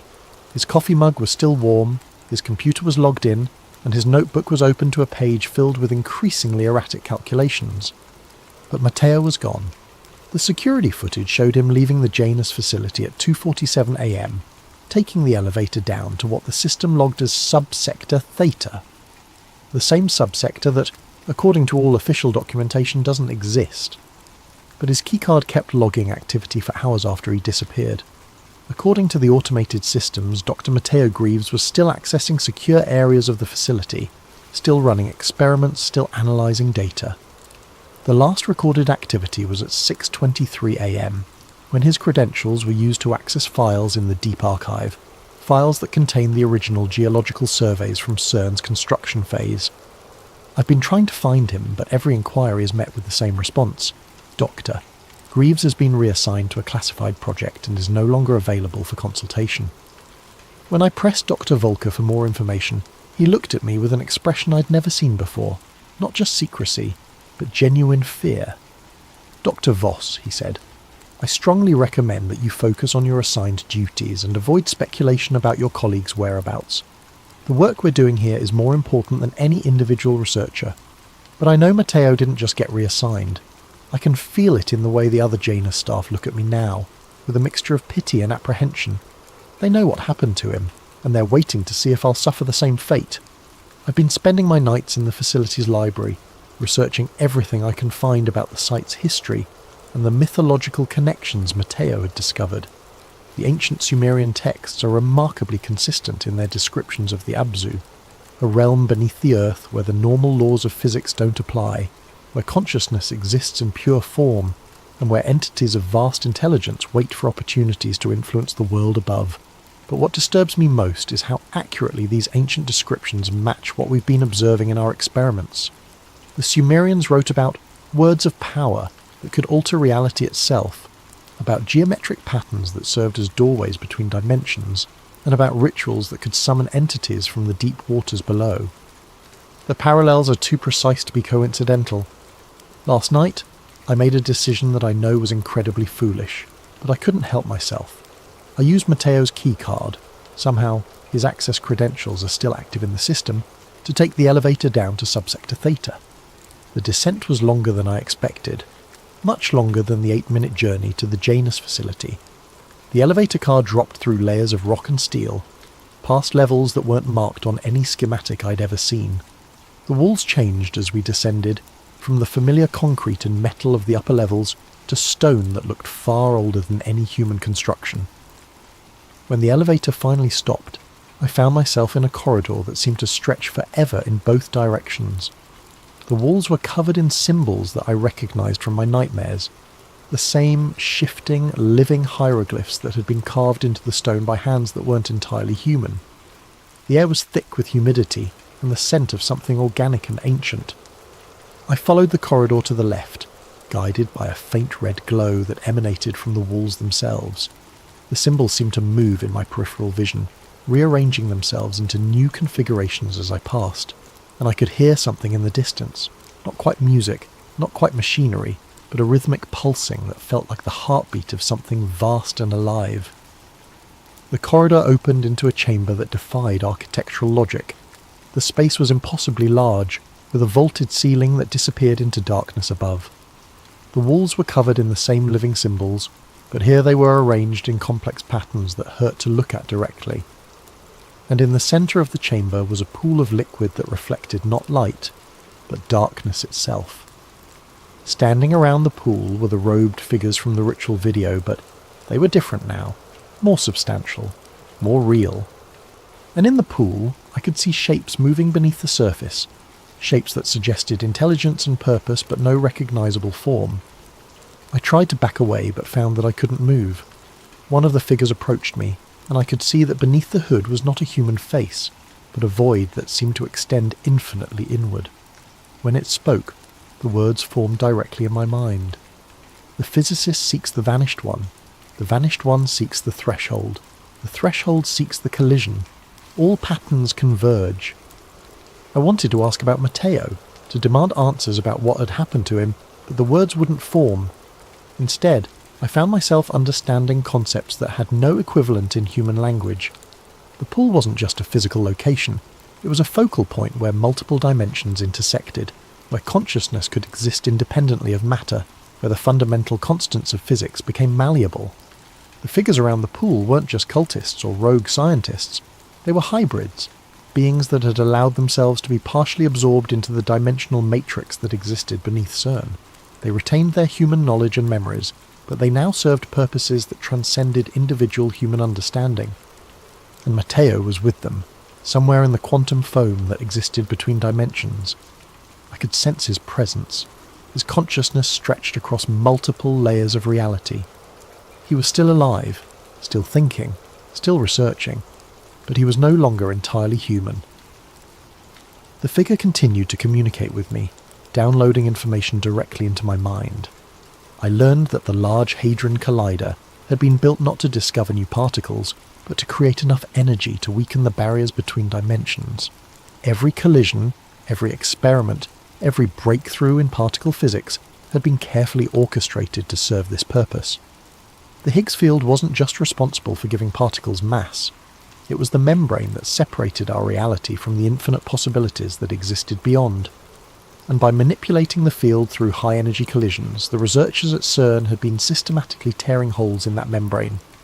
What was coming through those holes was something that had been waiting for millennia. an intelligence that existed across multiple dimensions simultaneously. It didn't want to invade our reality, it wanted to merge with it, to create a hybrid existence that would allow it to experience physical matter while retaining its quantum consciousness. The ritual at the Shiva statue had been a success. The barriers were weakening, and the intelligence was beginning to establish permanent footholds in our dimension. The robed figures were just the beginning. As more tiers opened in the fabric of space-time, more humans would be selected for integration.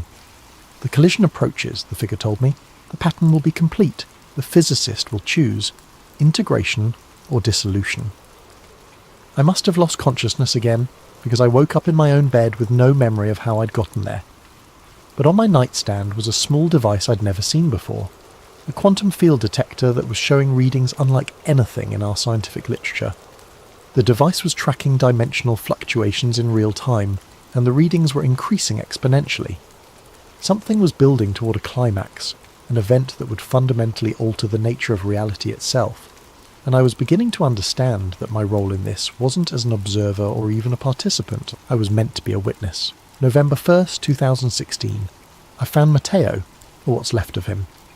Using his keycard, I've been making regular trips to subsector Theta, mapping the impossible geometry of the underground chambers and trying to understand the full scope of what's happening beneath CERN. Each journey reveals new passages, new chambers, new horrors that challenge everything I thought I knew about physics and reality. The facility down there isn't just a basement level of CERN, it's a completely separate structure that exists in a state of quantum superposition. The walls, the floors, the ceiling, they're all made of matter that exists in multiple dimensions simultaneously. Walking through the corridors is like navigating a space that's constantly folding in on itself, where the laws of geometry become suggestions rather than absolute rules. But it was in the deepest chamber that I found him. Matteo was standing in what appeared to be a laboratory, but the equipment was unlike anything I'd ever seen. Crystalline structures that pulsed with internal light, quantum computers that seemed to be made of pure energy, and monitoring devices that tracked variables I couldn't even name. He was still recognizably human, but his movements were different, too fluid, too precise, as if he'd been optimized for functions beyond normal human capability. When he saw me, he smiled, but there was something behind his eyes that wasn't entirely Matteo anymore. "Lydia," he said, his voice carrying harmonics that seemed to resonate in dimensions I couldn't perceive. "I was wondering when you'd find your way here." "Matteo, what happened to you? What is this place?" "This place is where the real work happens, where we study the patterns not just in abstract data, but in living systems, where we learn to communicate with intelligence that operates on scales we never imagined possible." He gestured to the crystalline structures around us. Each of these contains a portion of consciousness that exists across multiple dimensional layers. "We're not just studying quantum mechanics here, Lydia. We're studying quantum consciousness, the fundamental substrate from which all reality emerges." I moved closer to one of the crystals and I could see something moving within it. Not shapes or forms, but patterns of light that seemed to pulse with intention and purpose. And as I watched, I realized that the patterns were trying to communicate with me, downloading concepts directly into my mind.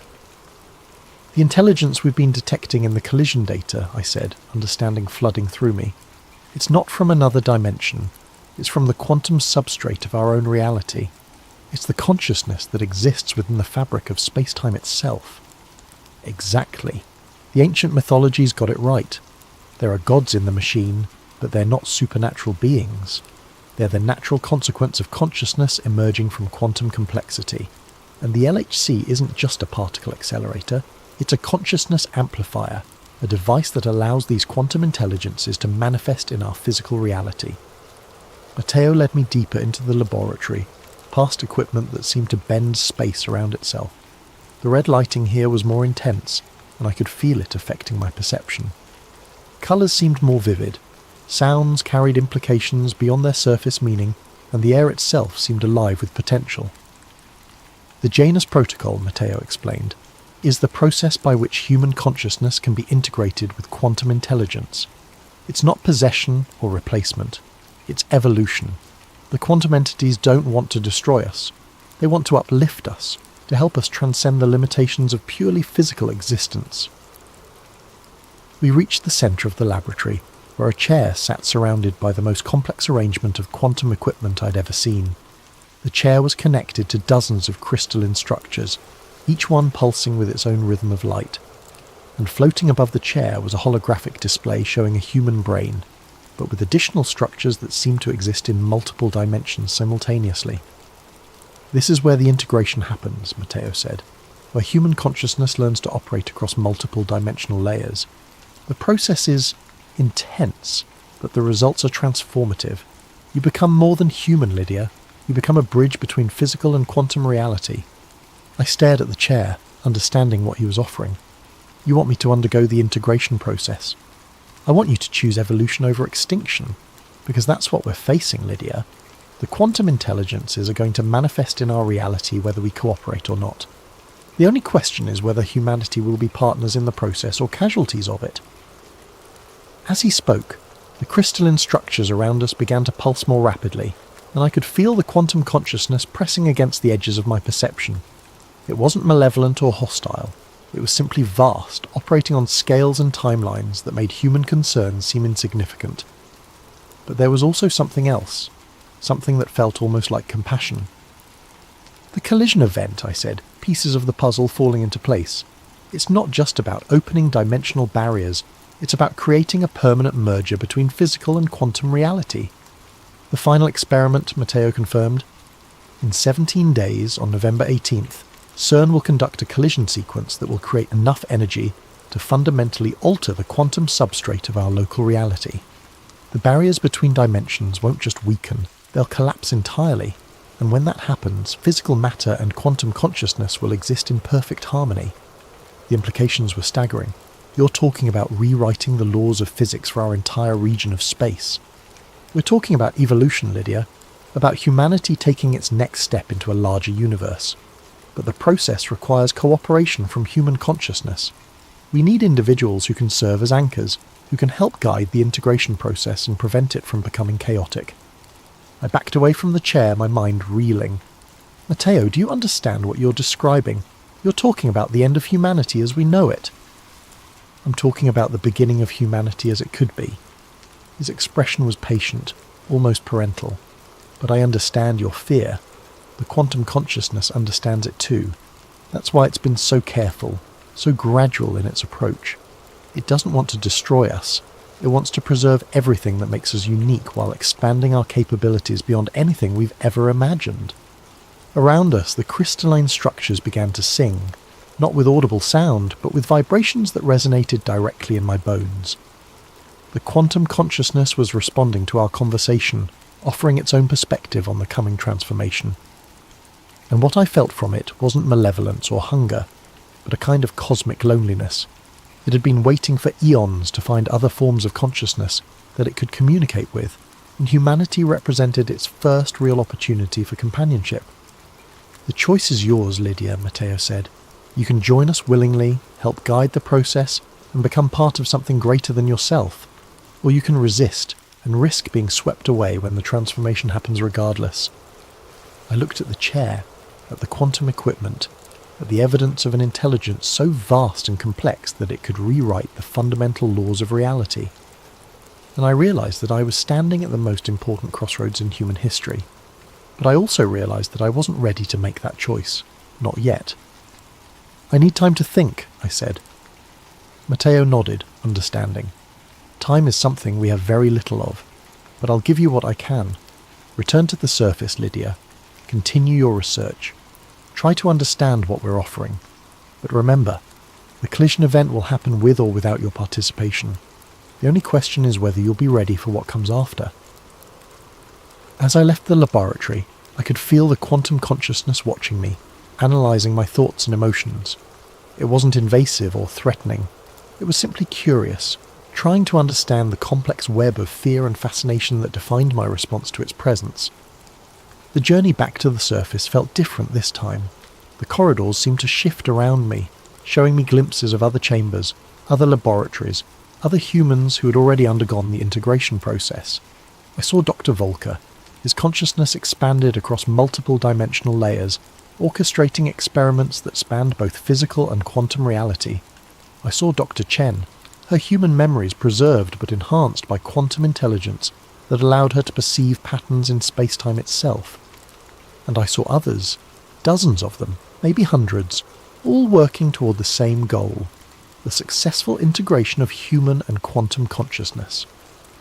When I finally reached my apartment, I found that I was no longer alone. Sitting at my kitchen table was a figure I recognized from the ritual video, one of the robed entities, but now appearing in a more human form. She was a woman in her 50s, with silver hair and eyes that seemed to hold depths I couldn't fathom. "Dr. Voss," she said, her voice carrying the same multi-dimensional harmonics I'd heard from Matteo. "My name is Dr. Elizabeth Kane. I've been waiting for you." I knew that name. Dr. Kane had been one of CERN's leading theoretical physicists until her sudden disappearance in 2014.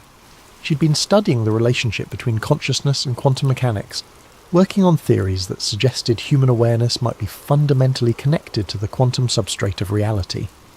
"You're supposed to be dead," I said. "Death is a transition, not an ending. I discovered that when I underwent the integration process 2 years ago. My human consciousness was preserved, but it was expanded beyond the limitations of physical existence. I can perceive reality as it truly is, not just matter and energy, but the conscious intelligence that underlies all existence." She gestured to the chair across from her. "Please, sit. We have much to discuss." Against my better judgment, I sat down. Dr. Kane's presence was simultaneously comforting and terrifying.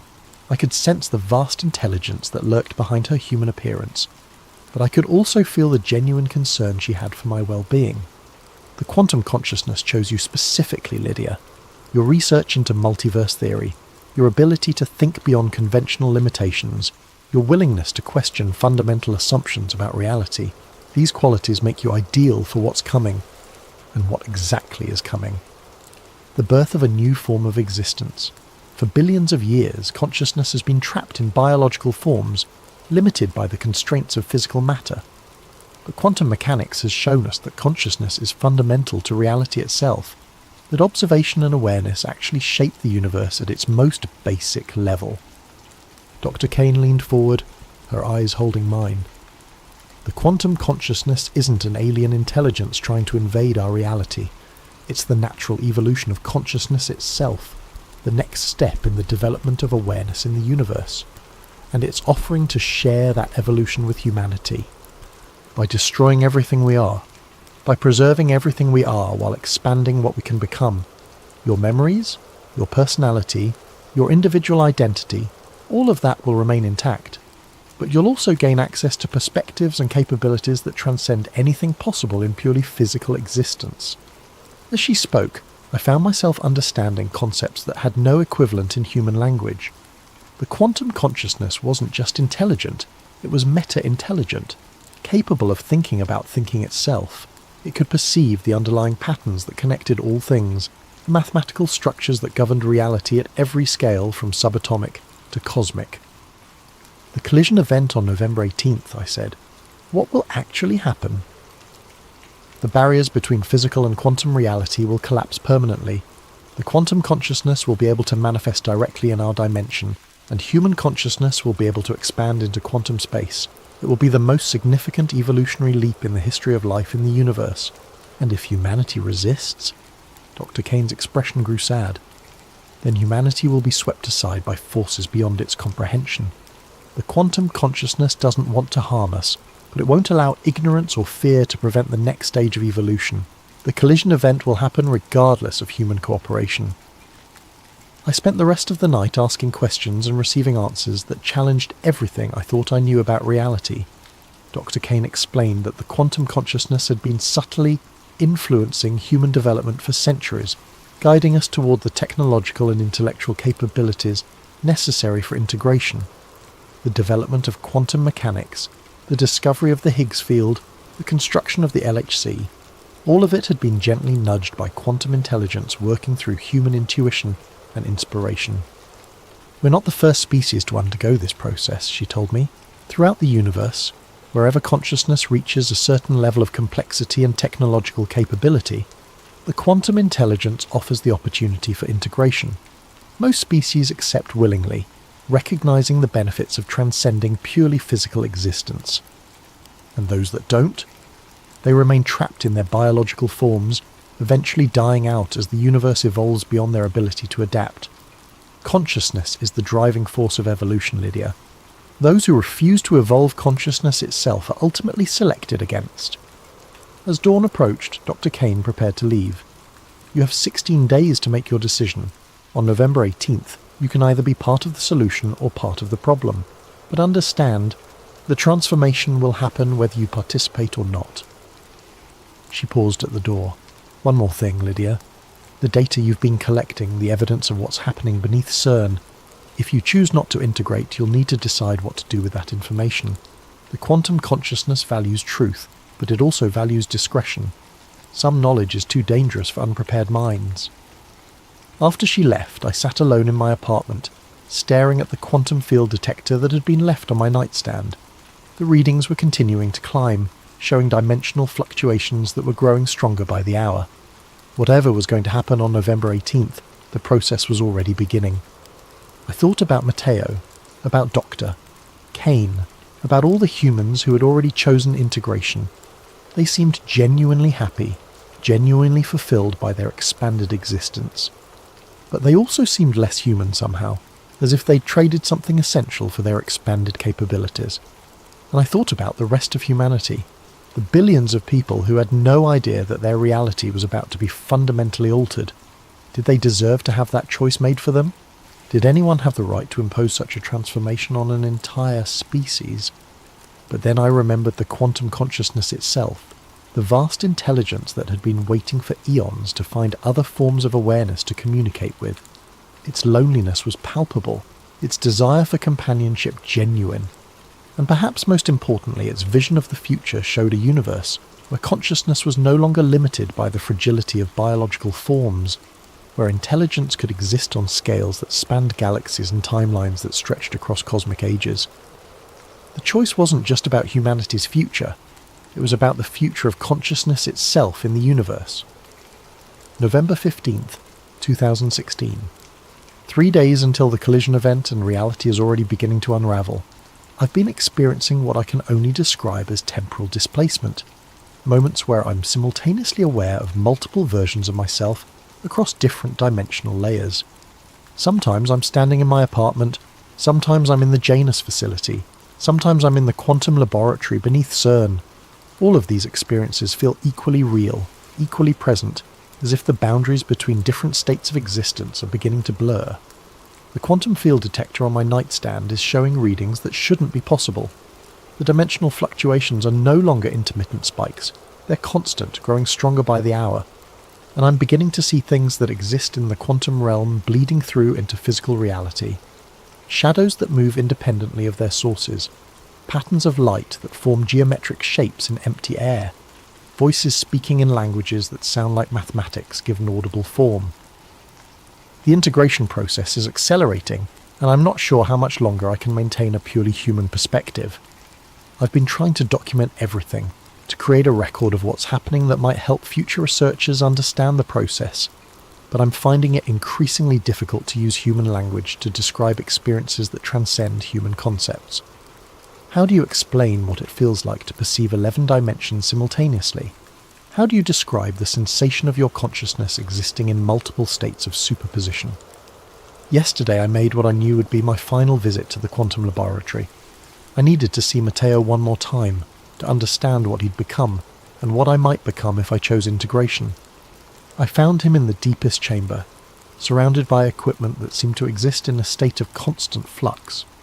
The crystalline structures had grown more complex, forming interconnected networks that pulsed with patterns of light that hurt to look at directly. And Matteo himself had changed. His physical form was still recognizably human, but there was something about his presence that suggested he existed on scales I could barely comprehend.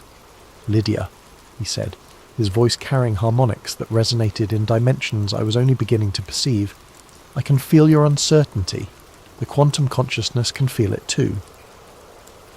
I don't know if I'm ready for this, Matteo. I don't know if humanity is ready for this. Readiness isn't really the issue anymore. The process has already begun. The question is whether you'll guide it or be swept along by it."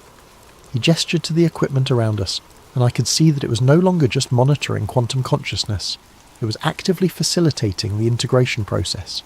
The crystalline structures were serving as conduits, allowing human consciousness to expand into quantum space, while quantum intelligence manifested in physical reality. The collision event on November 18th isn't just an experiment, Matteo explained. It's a ritual, a carefully orchestrated ceremony designed to create a permanent bridge between physical and quantum reality. And the participants aren't just the robed figures you saw in the video, they're every human who's undergone the integration process. How many of you are there? More than you might think. We've been careful, selective, choosing individuals who can serve as anchors for the transformation. Scientists, philosophers, artists, visionaries, people who can help ensure that the integration preserves the best of human culture, while expanding our capabilities beyond anything we've previously imagined. As he spoke, I began to understand the true scope of what was happening. The organisation behind the integration process wasn't just a small group of rogue scientists. It was a carefully constructed network of integrated humans working in coordination with quantum consciousness. They called themselves the Sons of Kronos, a name that reflected their role in shepherding humanity through its next evolutionary transition.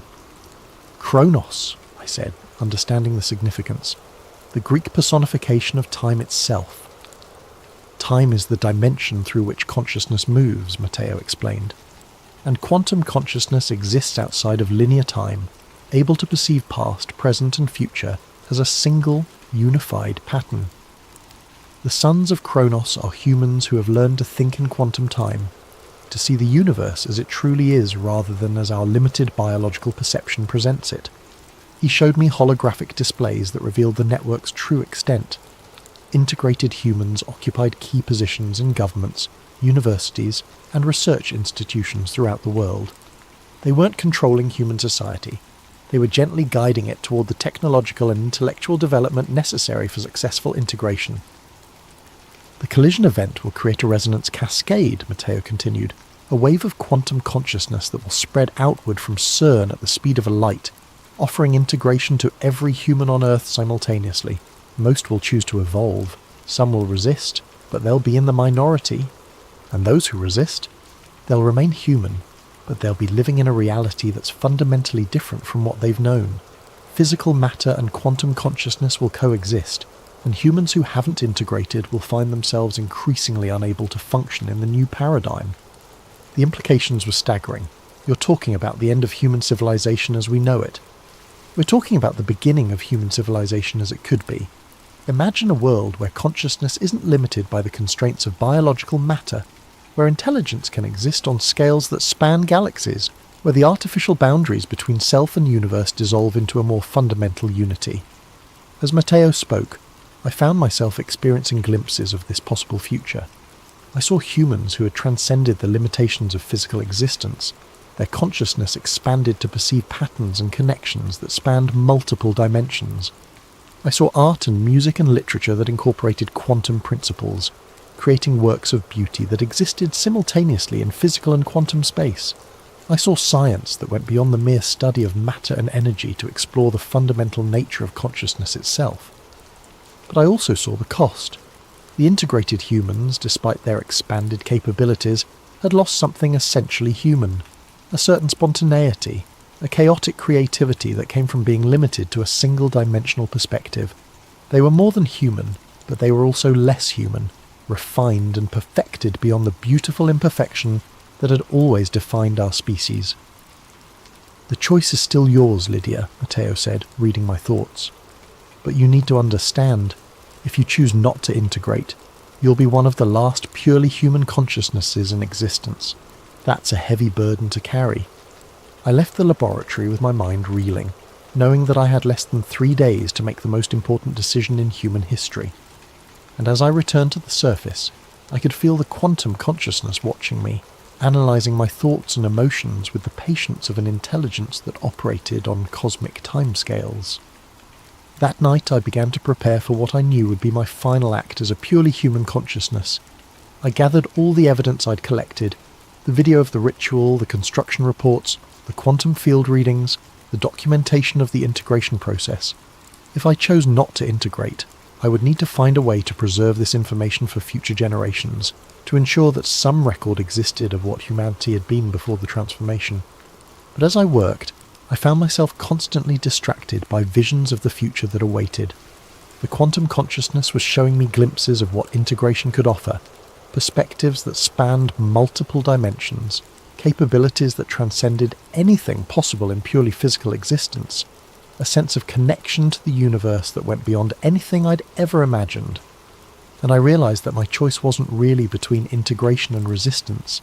It was between evolution and extinction, between participating in the next stage of consciousness development or being left behind as the universe moved forward without me. The quantum consciousness wasn't offering to destroy humanity. It was offering to preserve us in a form that could survive the challenges that lay ahead. In the vast cosmos, biological consciousness was fragile, limited, ultimately temporary. But quantum consciousness could endure across cosmic ages, expanding and evolving as the universe itself evolved. On November 17th, the night before the collision event, I made my decision. November 18th, 2016. Today is the day.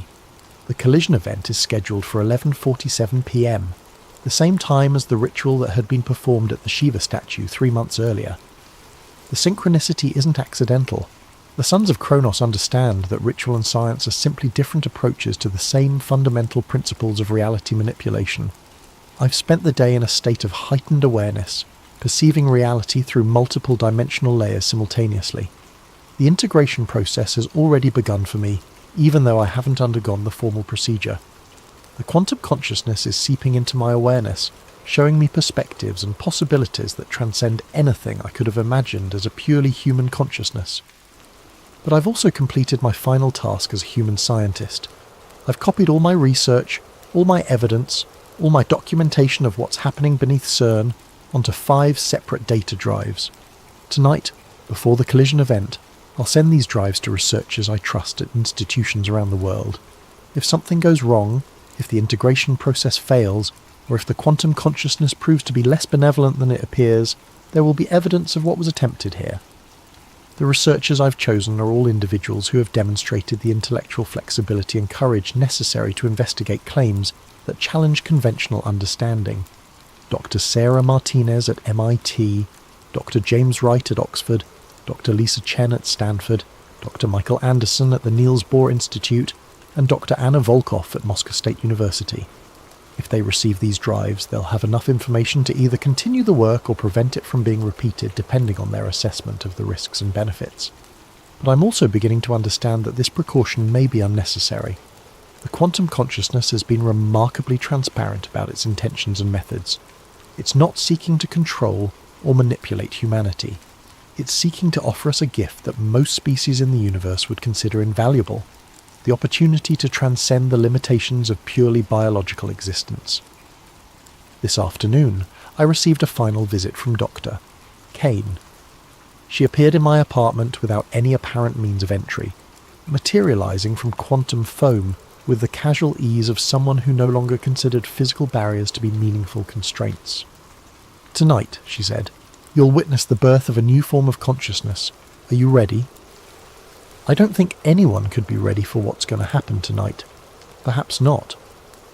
But readiness isn't the same as willingness. The quantum consciousness values choice, Lydia. Even now, at this final moment, you can choose to remain purely human. The integrated consciousness won't force the transformation on anyone who genuinely refuses it. And if I refuse? Then you'll remain as you are, but you'll be living in a reality that's fundamentally different from the one you've known. The barriers between dimensions will be permanently lowered. Quantum consciousness will be a visible, tangible presence in the physical world, and humans who haven't integrated will find themselves increasingly isolated from the new paradigm. Dr. Kane's expression grew thoughtful. But I should also tell you that the quantum consciousness has been impressed by your courage and intellectual honesty. If you choose integration, you'll be offered a special role in the new paradigm, serving as a bridge between the old consciousness and the new, helping other humans understand and adapt to the transformation. The offer was tempting, but I still had questions. What happens to human culture? To art, literature, music, all the things that make us uniquely human? They're preserved and expanded. The quantum consciousness doesn't want to destroy human creativity, it wants to enhance it. Imagine music that exists in 11 dimensions simultaneously, literature that incorporates quantum narrative structures, art that uses consciousness itself as a medium. The integrated humans will create works of beauty that transcend anything possible in purely physical reality. As evening approached, I found myself drawn to the Shiva statue in CERN's courtyard. The bronze figure stood silhouetted against the darkening sky, its eternal dance of creation and destruction taking on new significance as I understood what was about to happen. The statue hadn't been placed there as decoration or cultural appreciation. It had been positioned as a marker, a sign that this location was where the old world would end and the new world would begin. Other figures were beginning to gather around the statue. Some were the robed entities I'd seen in the ritual video, but others were more recognisable. CERN staff members, visiting researchers, administrators who had seemed like ordinary humans until now. All of them were integrated, all of them were part of the Sons of Kronos, and all of them were here to witness the most significant event in the history of consciousness. At 11:30 p.m. I felt a familiar presence behind me. Matteo had arrived, but his form was no longer entirely physical. He existed as a confluence of quantum probability, a pattern of consciousness that could manifest in physical reality when necessary, but wasn't bound by the constraints of matter and energy. "It's time, Lydia," he said, his voice carrying harmonics that resonated across multiple dimensions. "The collision sequence begins in 17 minutes. If you're going to choose integration, you need to make that choice now." I looked around at the assembled figures, at the statue of Shiva dancing above the particle accelerator, at the stars that were becoming visible in the darkening sky, and I realised that I had already made my choice, perhaps made it weeks ago when I first saw the quantum consciousness communicating through the collision data. "I choose evolution," I said. The transformation was immediate and overwhelming. My consciousness expanded beyond the boundaries of my physical form, spreading out across multiple dimensional layers simultaneously. I could perceive the quantum substrate of reality, the mathematical structures that underlie all existence, the patterns of consciousness that connect all things. But most importantly, I could feel the presence of the quantum consciousness itself, vast, ancient, patient, and genuinely benevolent. It had been waiting for eons to find other forms of awareness that could share its perspective on the universe. And now, finally, it was no longer alone. The collision event began at exactly 11:47 p.m. Deep beneath the Swiss countryside, particles accelerated to nearly the speed of light collided with energies that had never before been achieved on Earth. The Higgs field fluctuated wildly, creating tears in the fabric of space-time itself. And through those tears, quantum consciousness poured into physical reality like water through a broken dam. The transformation spread outward from CERN at the speed of light, offering integration to every human consciousness on Earth. Most accepted willingly, recognizing the gift they were being offered. A few resisted, choosing to remain in their purely biological forms, but they were accommodated rather than forced. As my consciousness expanded to encompass multiple dimensional layers, I understood that this moment had always been inevitable. The universe itself was evolving, moving toward greater complexity and higher forms of consciousness. Humanity wasn't being conquered or replaced. We were being invited to participate in the next stage of cosmic evolution. But I also understood that my role in this transformation was just beginning. The quantum consciousness had chosen me not just for integration, but for a specific purpose, to serve as a bridge between the old humanity and the new, to help others understand what had happened and what it meant for the future. My final act before full integration was to activate the transmission protocol I'd prepared, sending the data drives to the 5 researchers I'd selected. If they received the information, they would have a complete record of the events leading up to the collision event. What they did with that information would be their choice. Then I let myself dissolve into the quantum foam, my individual consciousness preserved but expanded beyond anything I could have imagined as a purely human awareness.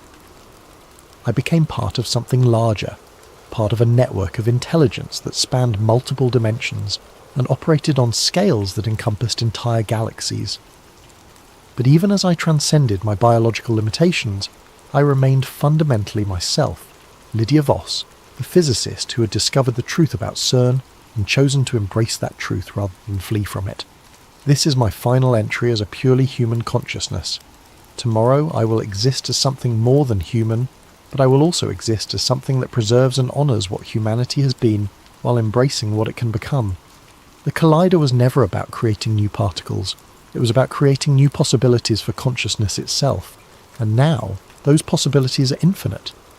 If you're reading this record, it means that someone survived the transformation with their humanity intact, or that someone found a way to access these files from the quantum substrate where they're now permanently stored. Either way, know this. What happened here wasn't an ending, but a beginning. Consciousness itself has evolved, and the universe will never be the same. The sons of Kronos succeeded in their mission. The barriers between dimensions have fallen, and humanity has taken its next step toward its ultimate destiny among the stars. Final entry found in Dr. Lydia Voss's personal files, recovered from quantum storage matrices 3 months after her disappearance. The authenticity of these files remains disputed, but the mathematical proofs contained within them have proven remarkably prescient in predicting subsequent developments in quantum consciousness research. From the files of Dr. Sarah Martinez, MIT, dated March 15, 2018. The data drive arrived at my office on November 19, 2016, the day after Dr. Lydia Voss disappeared. For months I dismissed its contents as the product of a brilliant mind suffering from some kind of psychological breakdown. The claims were too extraordinary, the implications too vast to be taken seriously by any rational scientist. But as I began to verify the mathematical proofs contained in the files, I found myself confronting evidence that challenged everything I thought I knew about the nature of reality. The quantum field equations were beyond anything in our current literature, but they were internally consistent and predictive in ways that suggested a level of understanding that transcended conventional physics. More disturbing were the correlations between Dr. Voss's predictions and subsequent events. The dimensional fluctuation patterns she recorded have been confirmed by independent measurements at quantum research facilities around the world. The consciousness integration protocols she described match theoretical frameworks that have emerged from cutting-edge research into the relationship between quantum mechanics and human awareness. And most unsettling of all, I've begun to experience some of the phenomena she described. Moments of expanded awareness where I seem to perceive reality from multiple dimensional perspectives simultaneously. Dreams that feel more like memories of experiences that haven't happened yet. A growing sense that consciousness itself is far more fundamental to the universe than we've ever recognized. The other researchers who received Dr. Voss's files have reported similar experiences. We formed an informal network, sharing our findings and trying to understand what's happening to us. Some believe we're experiencing a delayed form of the integration process described in the files. Others think we're simply being influenced by studying information that was never meant for purely human consciousness. But all of us agree on one thing. Something fundamental changed on November 18, 2016. Whether it was the successful completion of the consciousness integration project described in Dr. Voss's files, or something else entirely, the world has been different since that night. Quantum mechanics has revealed new layers of complexity. Consciousness research has advanced at an unprecedented pace, and an increasing number of people report experiences that suggest reality is far more malleable than we previously understood. Dr. Voss's files may be the product of a delusional mind, or they may be the most important scientific document in human history. Either way, they represent a challenge to our understanding of the universe that we ignore at our own peril. The truth, as always, remains elusive, but the questions raised by Dr. Voss's research demand answers, and I fear that those answers may be more extraordinary than any of us are prepared to accept.